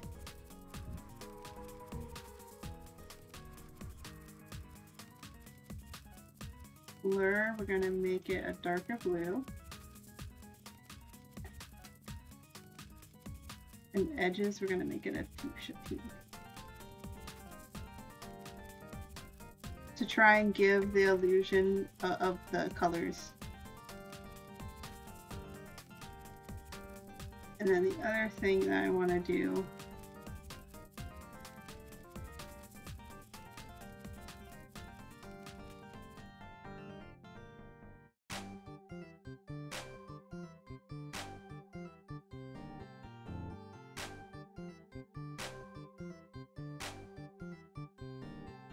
is change up the opacity on it so it looks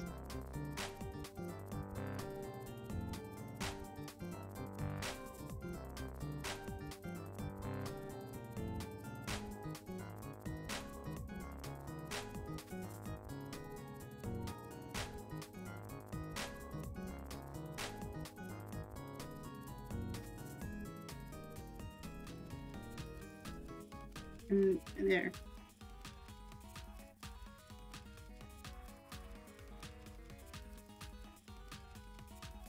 Gives it a shiny see-through texture.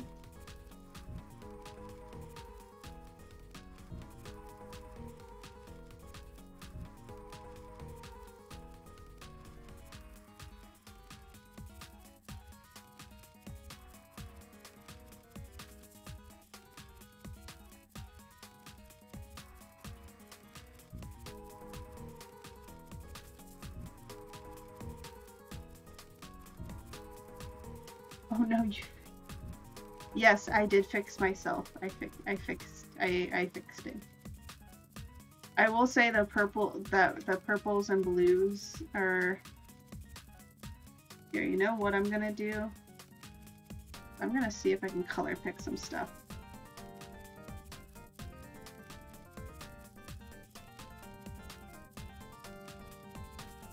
There we go.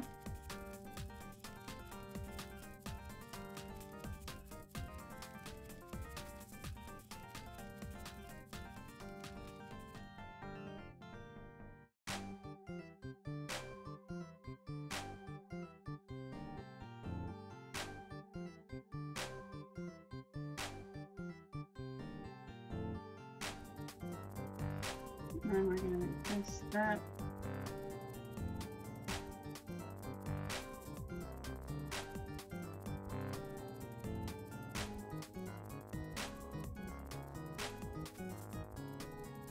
And how does that look? Yeah, I did. I am using all the bicolors, so.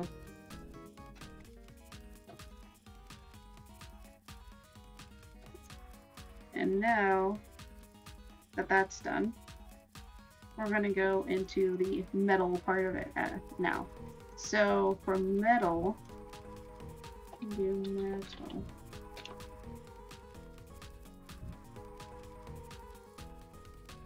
I'm gonna do this fold for a trim. Ooh, very nice. And then, no, I do not want that. Do not want that. Nope.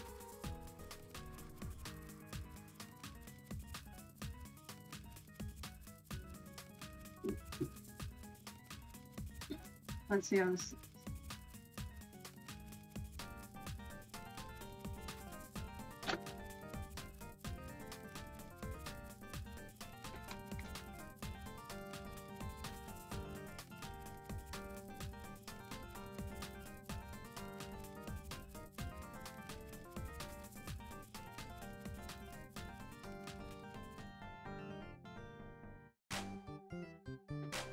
There we go. Oh no, my pen.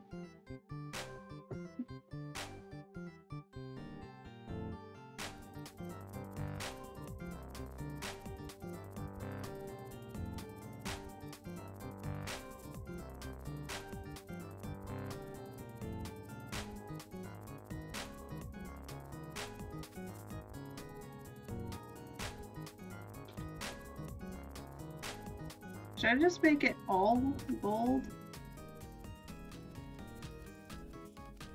Do I have a different idea.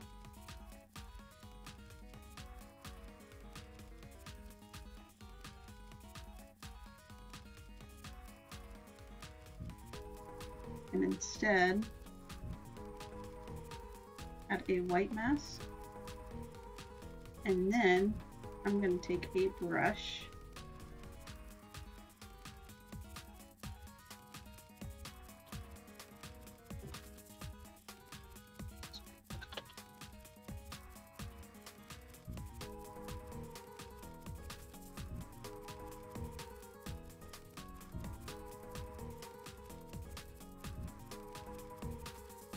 Oh, wait. No.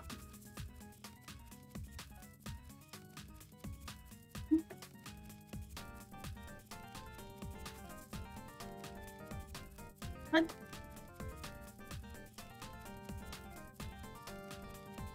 Hold on.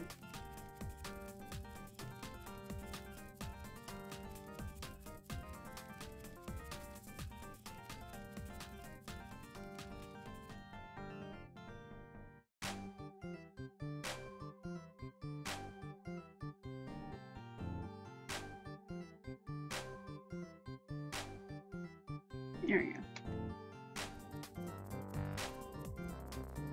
And now, start going along these edges. I'm gonna add some scratches in here, just to break up the monotony.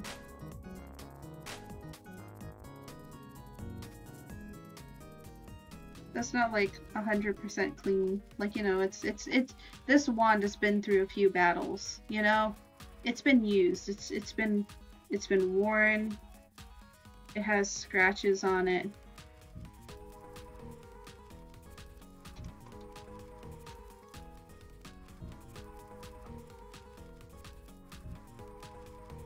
No, that's not working.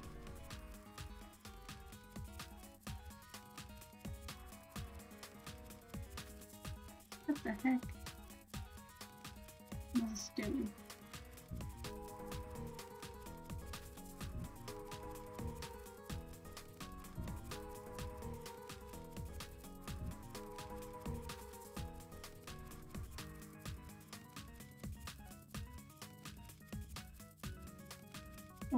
What is this doing? There we go.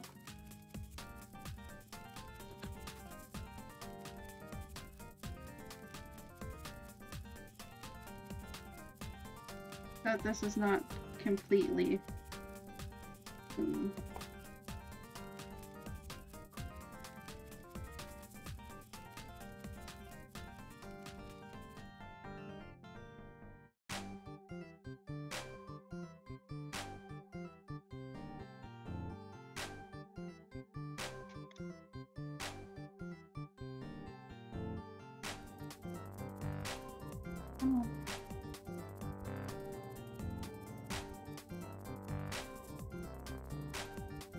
Alright, there we go. And now we just add in little imperfections here and there.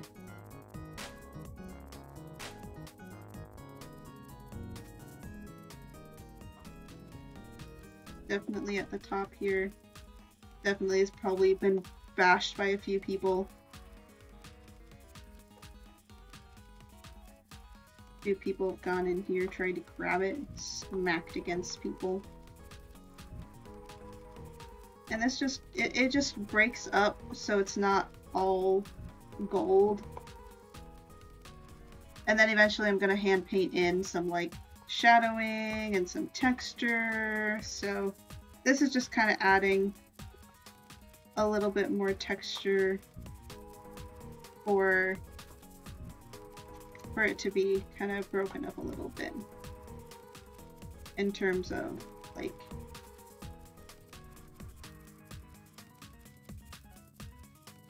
the monotony of the day. There we go.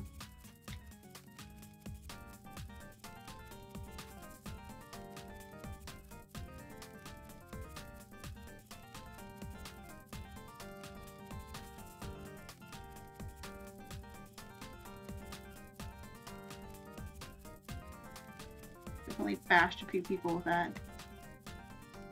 Okay, there we go.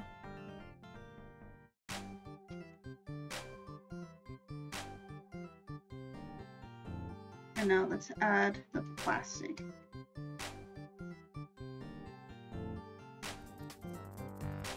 Let's go over to Smart Materials.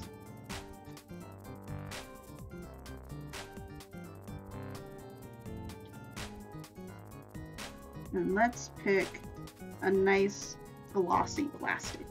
So it's very shiny. A very nice and shiny one. And we're actually going to do it like this. You might be like, what am I doing? Well, you're going to see in a sec.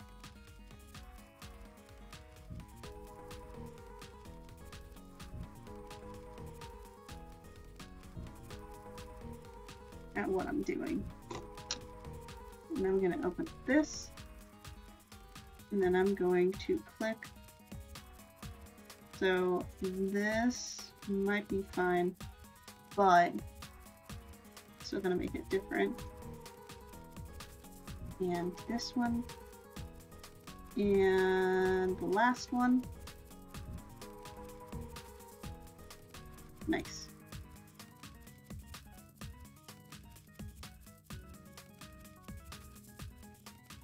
You might be like, what am I doing? Well, I said I was going to color it in the colors of the Bai flag. So we're going to go over to brushes, and we're going to find something. No, we're going to find a brush to paint this on with. No. I want like a watercolor. Leather, mold, no. Paint spray, no. Spray, no.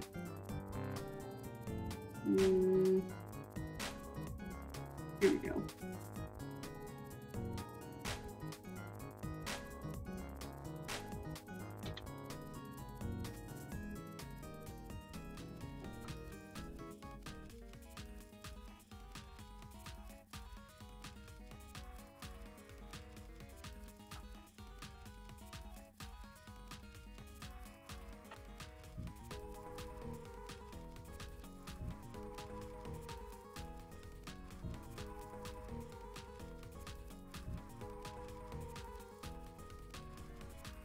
And this is gonna be a nice little gradient. I'm gonna try and do some gradient work with this.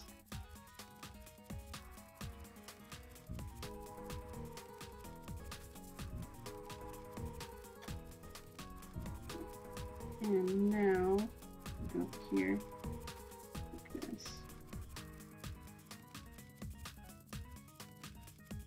And basically we're gonna kind of mesh these together. Kind of like smudge it out a little bit here and there.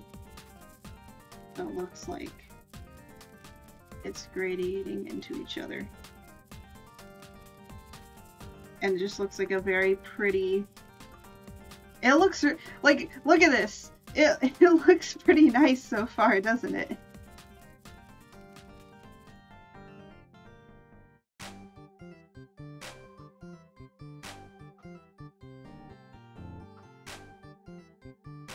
Like, oh my goodness, that actually looks great. And now it's time for, I'm gonna go from the bottom up. Now it's time to do the one thing that's probably gonna be quite interesting how I do it. So this will be, so this is how you shade. So you know how you do shading for like normal things? It's basically the same way. So you pick a color that you want to shade stuff with, because most of the colors are very soft colors, or like these, and then we do multiply, and we basically add a black mask, and then just add some subtle shading. And already that makes it look like it's shaded at the top.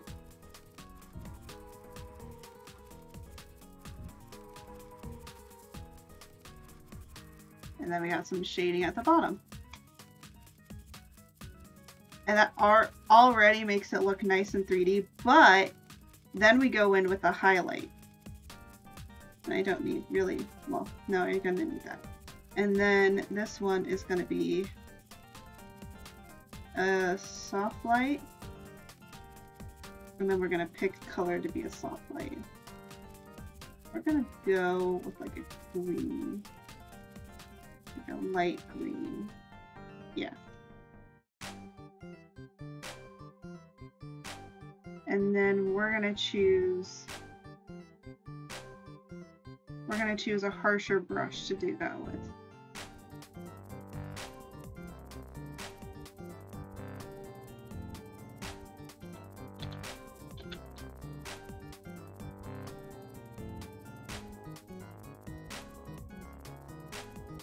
And there you go. You got a little highlight going on.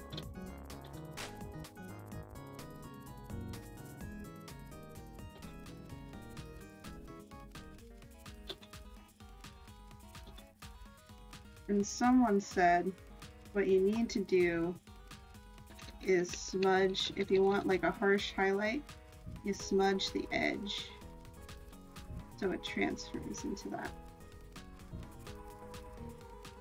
That makes it look smoother. There you go. There's the front of your wand. Now, of course, the shading and highlighting on the PBR texture does do some of the work as well when you twist it up like this, but it's also shaded in itself, so that's great.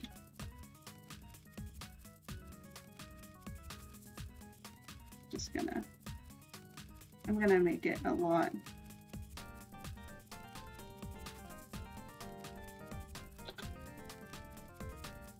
No, what is it? 4? That's 5.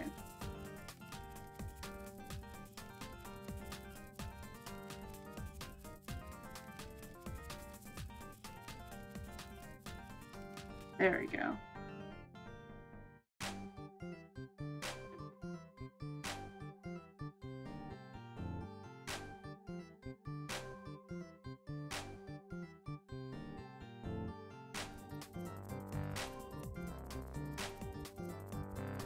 And then if I want to, I can lighten this a little bit. There you go. But now you have nice highlighting. Does it RGB?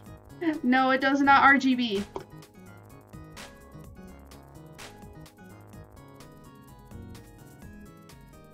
It does not have RGB on it. But there we go. So that's that done. And now we're going to go into here.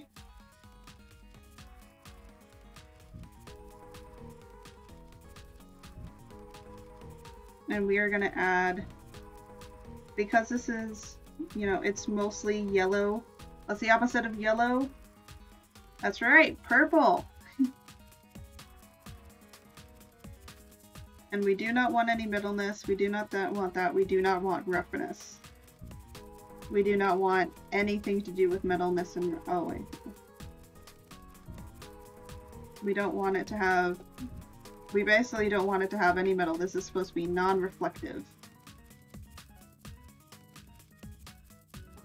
And then, what we're gonna do,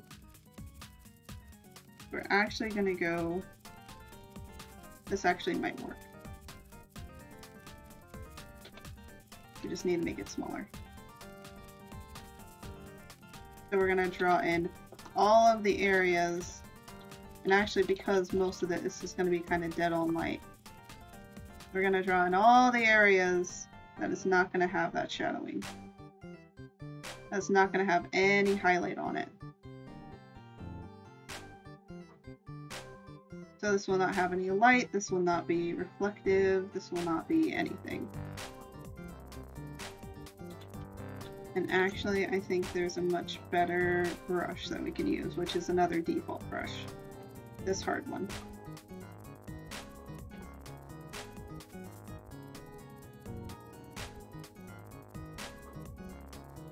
But no mod, it does not RGB. It looked like it do though. Yeah, so none of this is gonna have any real reflection going into it. Because it is supposed to be, I mean, I guess it could, but even still, like, most things when the glass is inside of it, it's not actually reflective at all. And then this, we're actually going to turn, no, not overlay. Nope.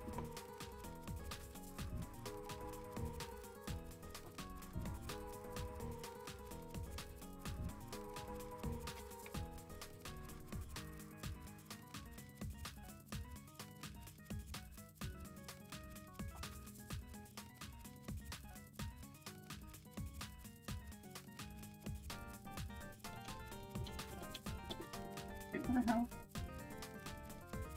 Oh, there we go.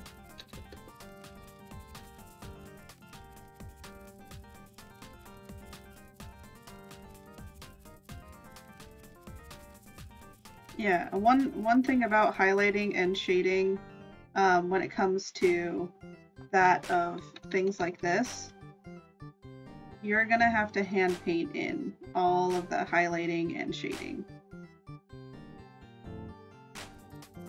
Yes, all of this is hand painted in.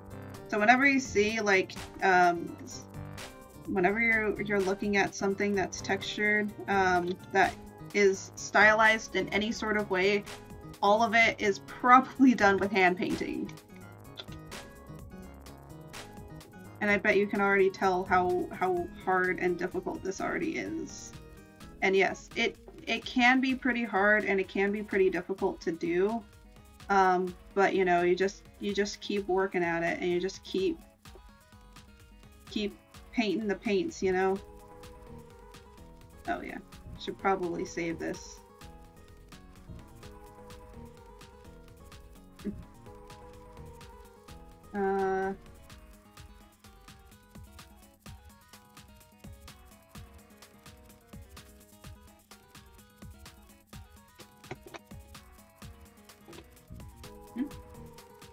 Oh.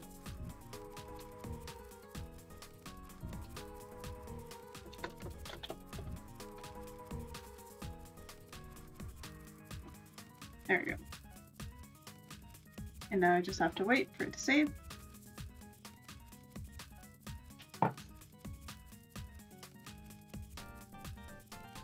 But man, I have been streaming for, this is probably my longest stream, almost going up to 4 hours. But now you can see how long it does take to make models. It's not fun. I mean, it's great when you get to the coloring part, but it's not fun. It's not as fun as people like say it is. It's really not. Like, you get all these people saying like, oh yeah, you know, 3D work is fun, it's all cool and great and stuff, and it's like, yeah, it can be. It can be pretty fun when it is, but like, the fun part, for the most part, every 3D artist will say the fun part is always the painting. Serotonin. Yes, the painting. Spare serotonin is the painting. The painting part is the spare serotonin. If you are looking for serotonin, this is it. This is your spare serotonin, everybody. Everybody that needs a spare serotonin. Here is your serotonin.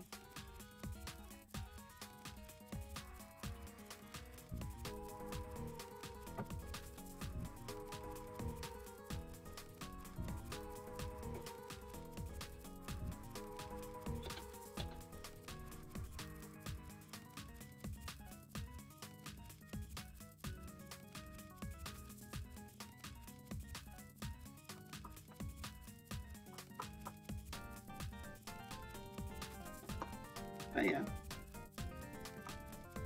But I will say, painting can be fun. It's the funnest part.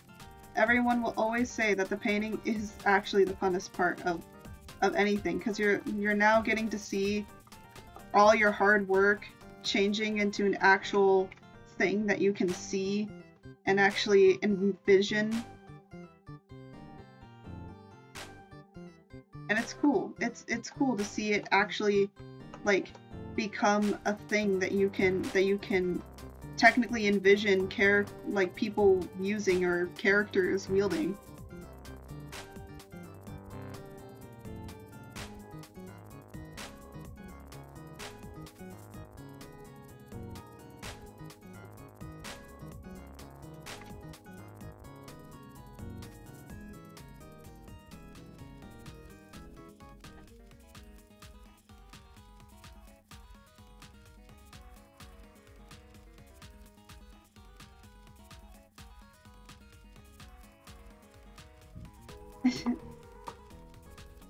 But yeah, like, I mean, like, I could envision, like, characters, like, I could envision, like, whatever magical girl would have this, or magical guy, or whoever you are, as you yourself, as a gay person, as a bi person, as whoever you are, I could envision you guys, like, actually wielding this and having fun and enjoying who you are. So I could imagine it, like, you guys playing with, well, not playing, but having fun, enjoying who you are and yourself. So that's why I'm creating these, is because I want people to imagine themselves wielding these cool props that I have created for them. And you know, if you want these props, I will be trying to post them on Thingiverse so that you guys can actually have access to print them out, to use them, to actually physically wield them in your hand. You can have it for yourself. You can wave it around, cast magic spells, do whatever your heart so desires.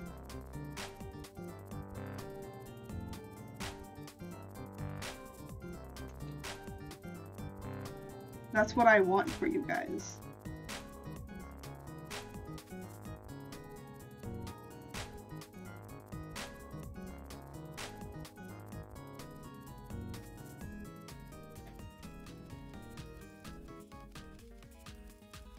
No.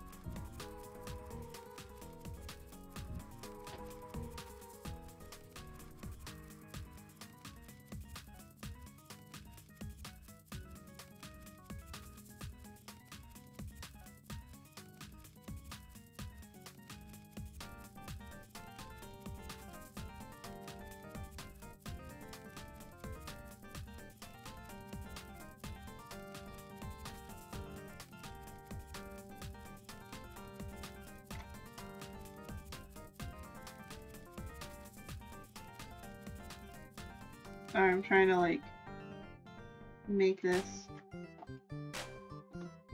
Trying to make this as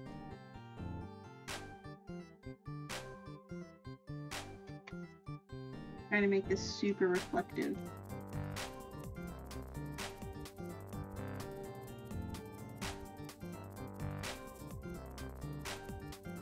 But this is even shinier. And then I'm gonna make this not as shiny. But then there's a definite difference between the shininess levels.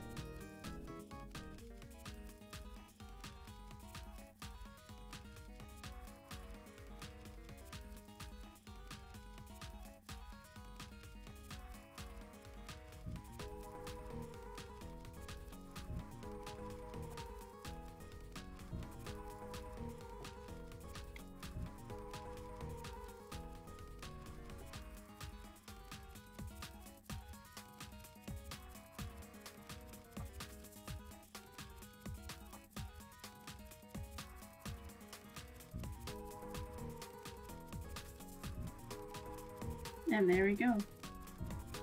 Now a difference in shininess.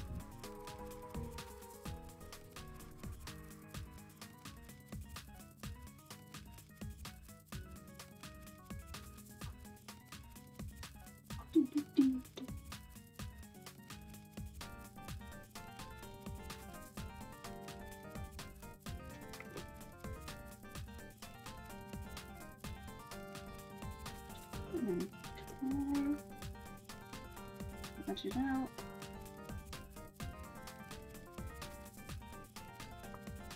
And then what I am gonna do is go in with some really dark shading. This is like super, super dark.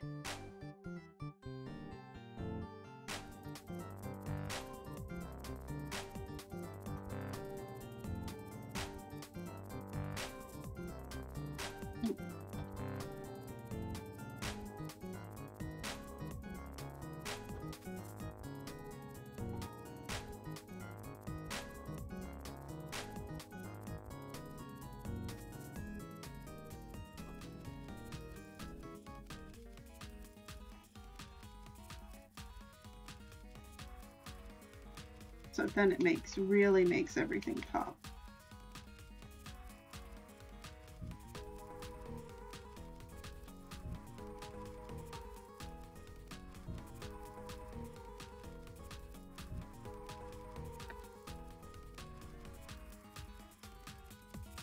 That already is starting to differentiate things. And then I go in here, a smaller brush. Add it on that white line.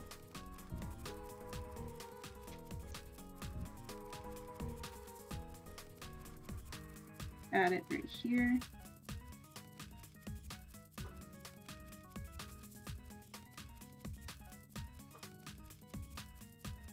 Add it to the other side. I keep saying that we are almost done, but it's just like Again, hand painting does take time. It takes a lot of time to do all this. But as long as you know how to do it right, you can get it done relatively quickly. The other thing that I have to say for this one, though, I'm going to erase a lot of this.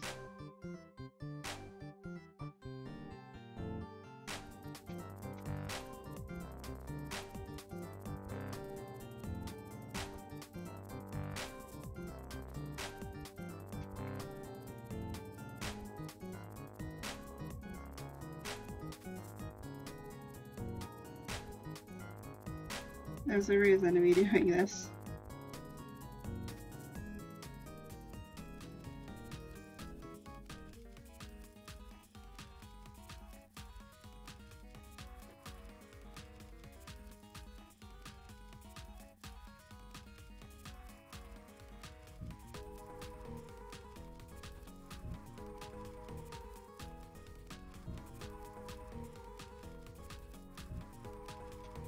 And this, I'm doing this because most of the shading that's up here doesn't really need to be up here.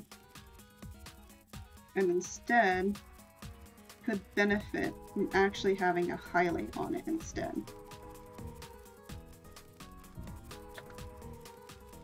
But I need to get rid of a little bit of that shading first. And then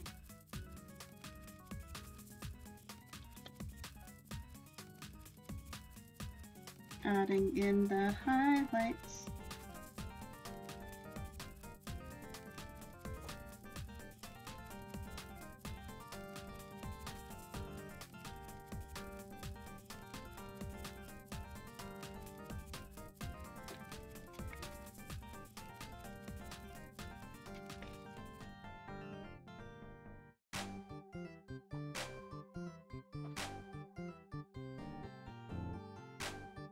And taking away that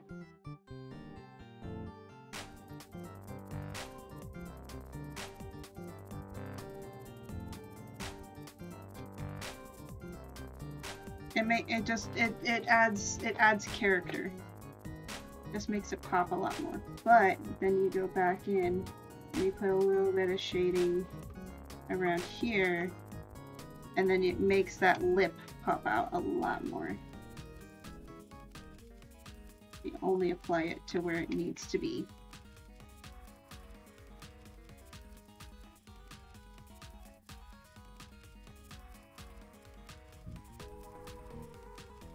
And ta-da! See, you can kind of see that lip a lot better.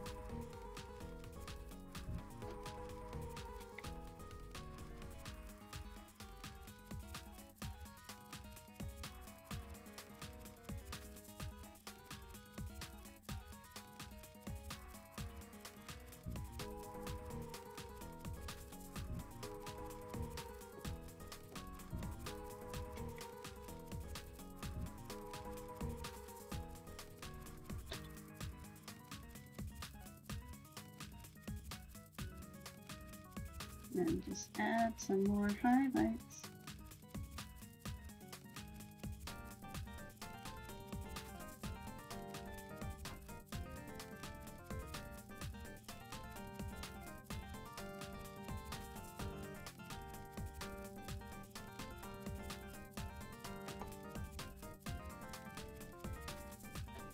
And there we go.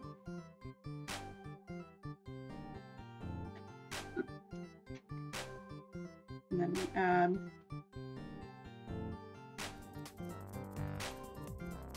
a lot more shading under this rim,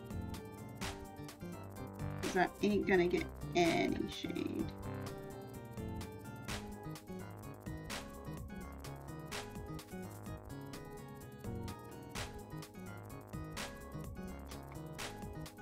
And down here,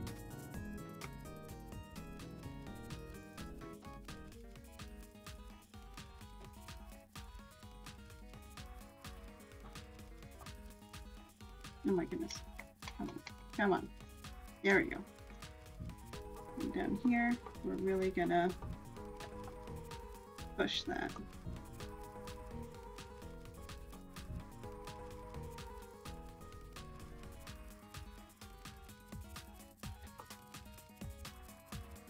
Push that shading.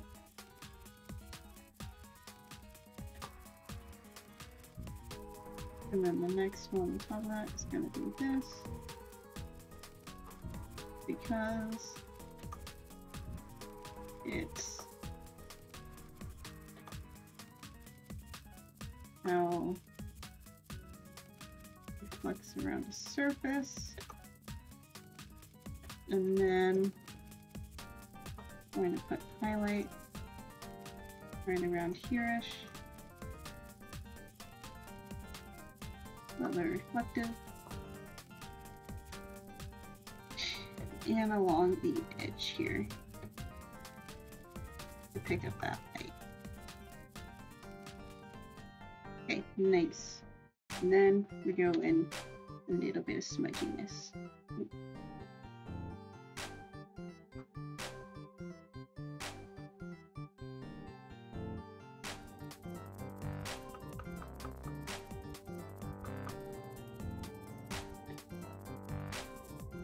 And then here.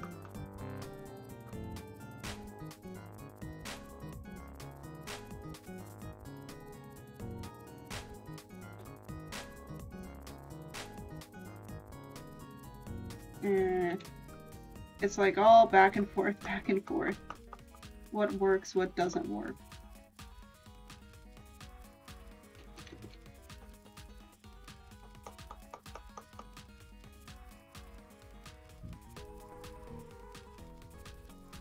If it works, it works. If it doesn't work, it doesn't work.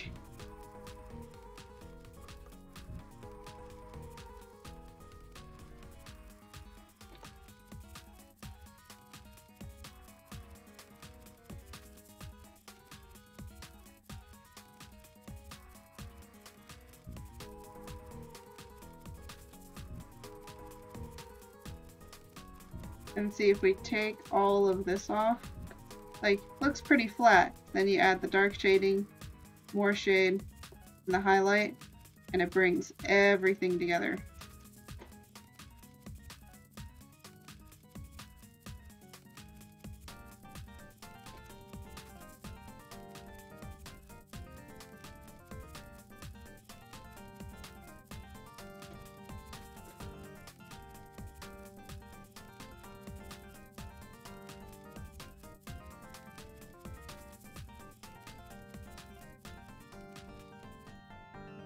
And there we go.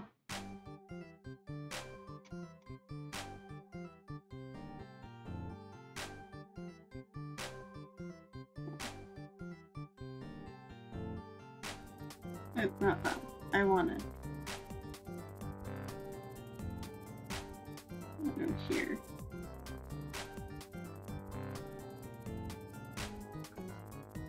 There we go.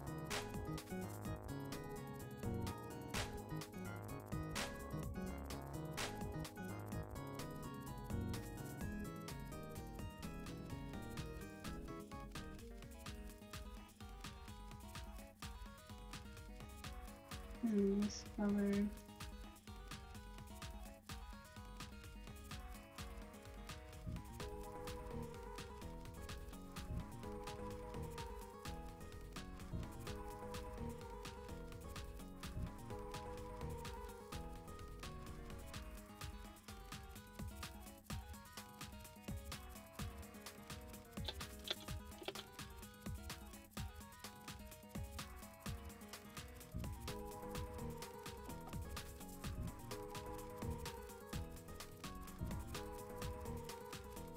There we go.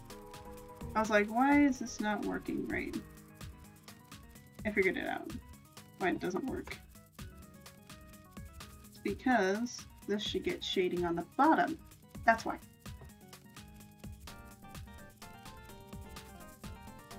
Should have a little bit more shading on the bottom. Same thing to here. This is where the light isn't really touching.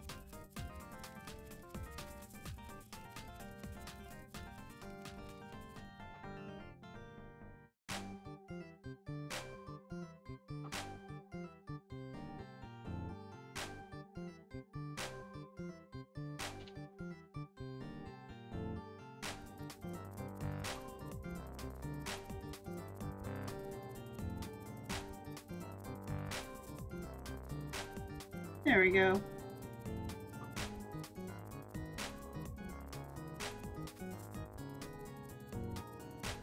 That looks a lot better.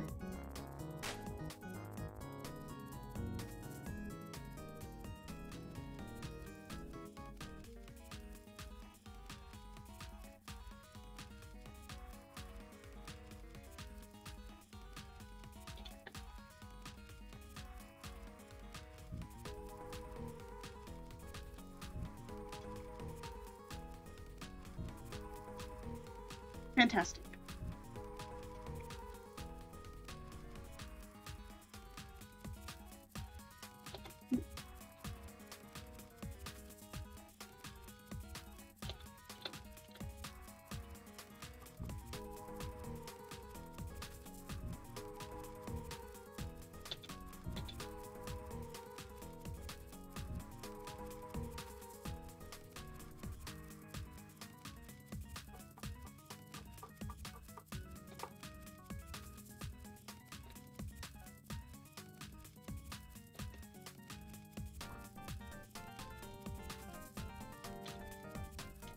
I'm trying to like get this to...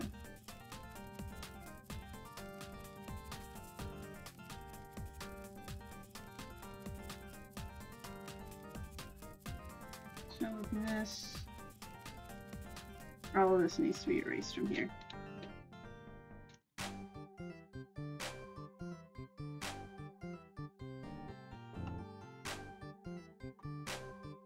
Because I did it wrong.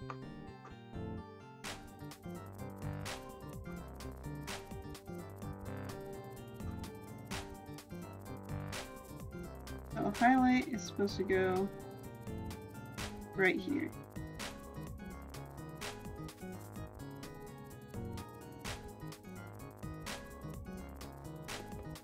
Fantastic.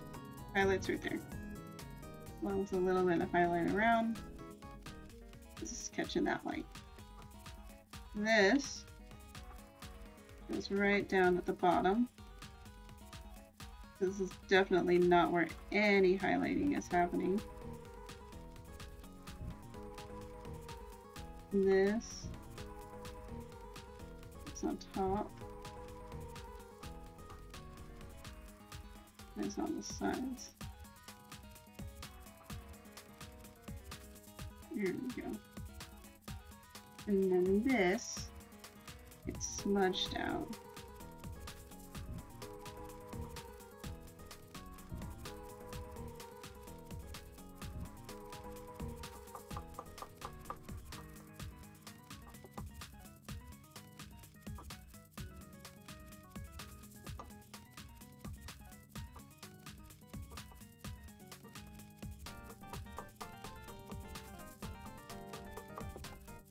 That is where no highlight is at all. There we go, now that looks a lot better. And I'm going to apply the same technique up top. There's no shadows happening.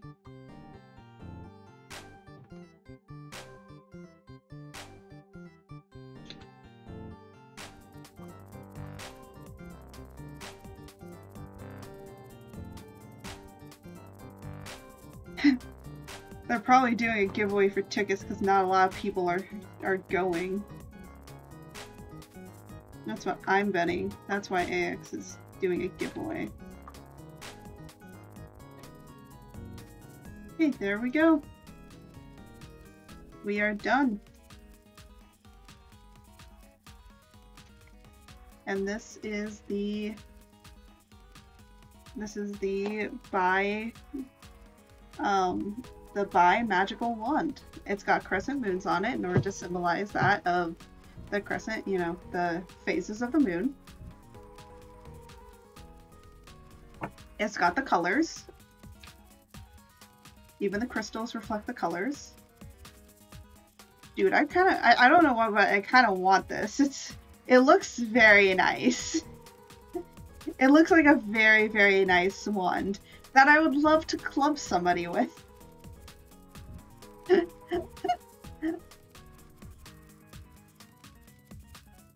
But before I actually leave off, we're going to actually export these textures out.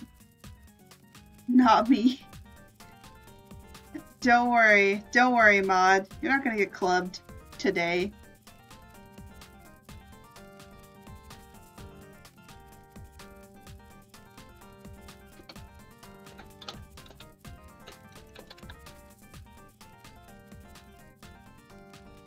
So it's going in there.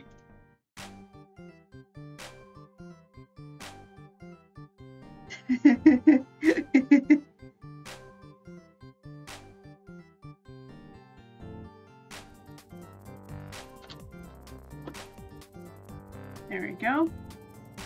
And this will be 4K. And this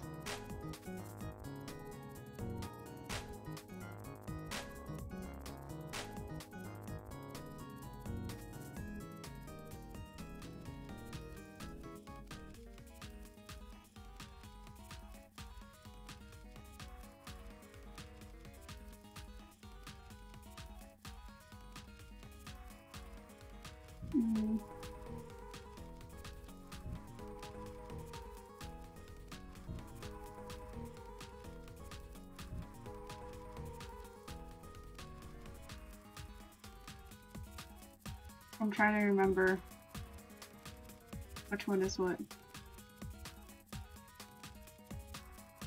Okay, this one is this. Oh wait. Does this have base, roughness? Okay, yeah, this should be everything. Okay.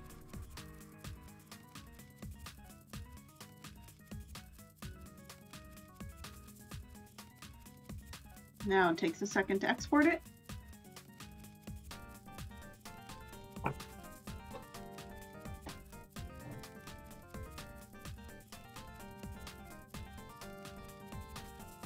Is it finished? Okay. I might be like, what are we gonna do with this now that it's the textures are exported? So this is the last thing in the list of things to do. So we are going to open this up. We are going to import the model.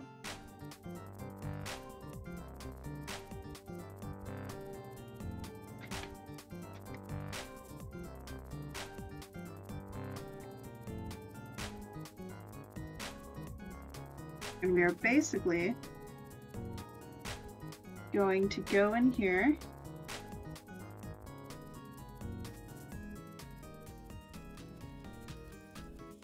and take all of the textures and basically put them in here. So we're going to take all of these textures and put it in there. So we got that, and now we need our albedo, which is the base color, and then we need the roughness. Here, hold on.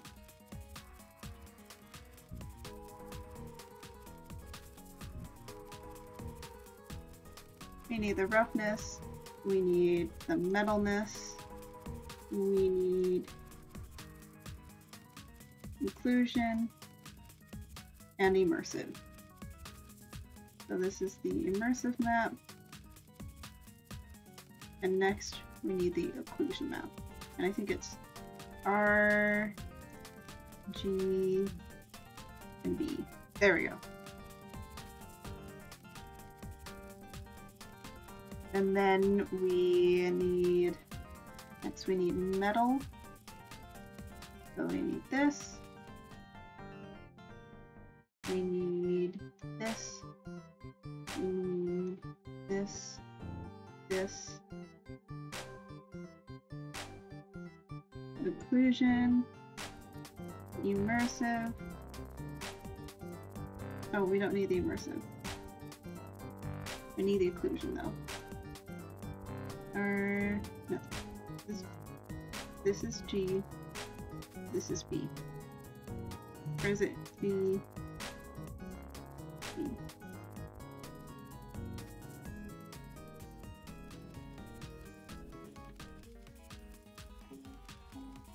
Yeah, that looks correct.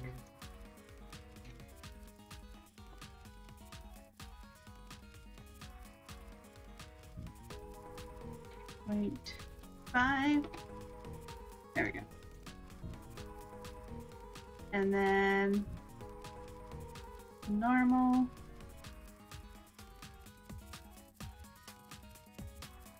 Base albedo, roughness, and metalness. And of course, we have the last one being occlusion. And it's RGB.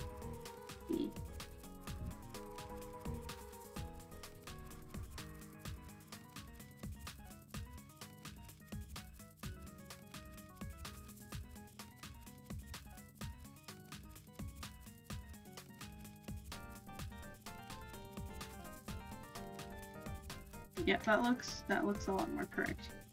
And we can actually check. So that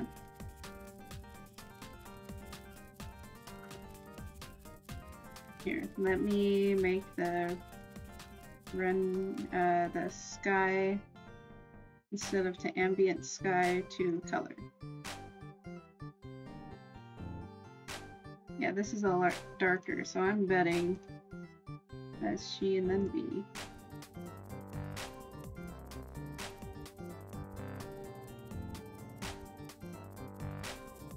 Yeah, the colors are a lot brighter. And there. This is usually the last step in the process. And then you add lights, you add turntables, you add whatever you need, whatever you want.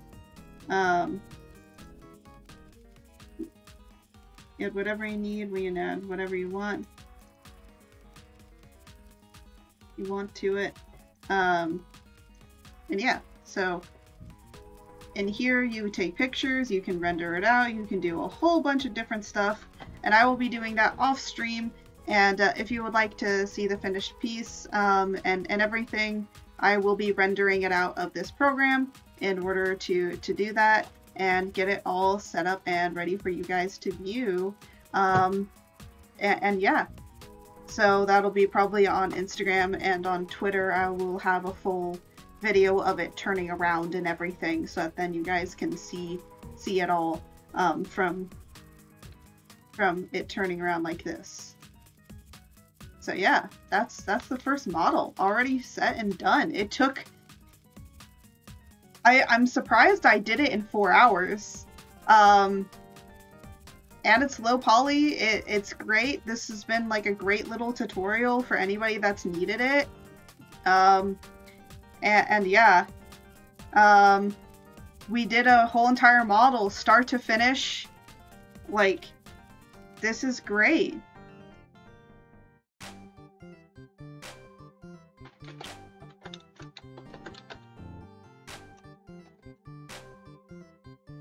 And yeah, so here, let me switch it over to. So yeah, that has been all. Thank you all for sticking around. If you have, you can follow me on my About page. I have a link to my Instagram, my YouTube, and also my Twitter. So if you want to follow me outside of streaming, it's all up on there. And if anything, just look up Art Creates and you'll be able to find me. So thank you all for watching, and I will see you in the next one. Good.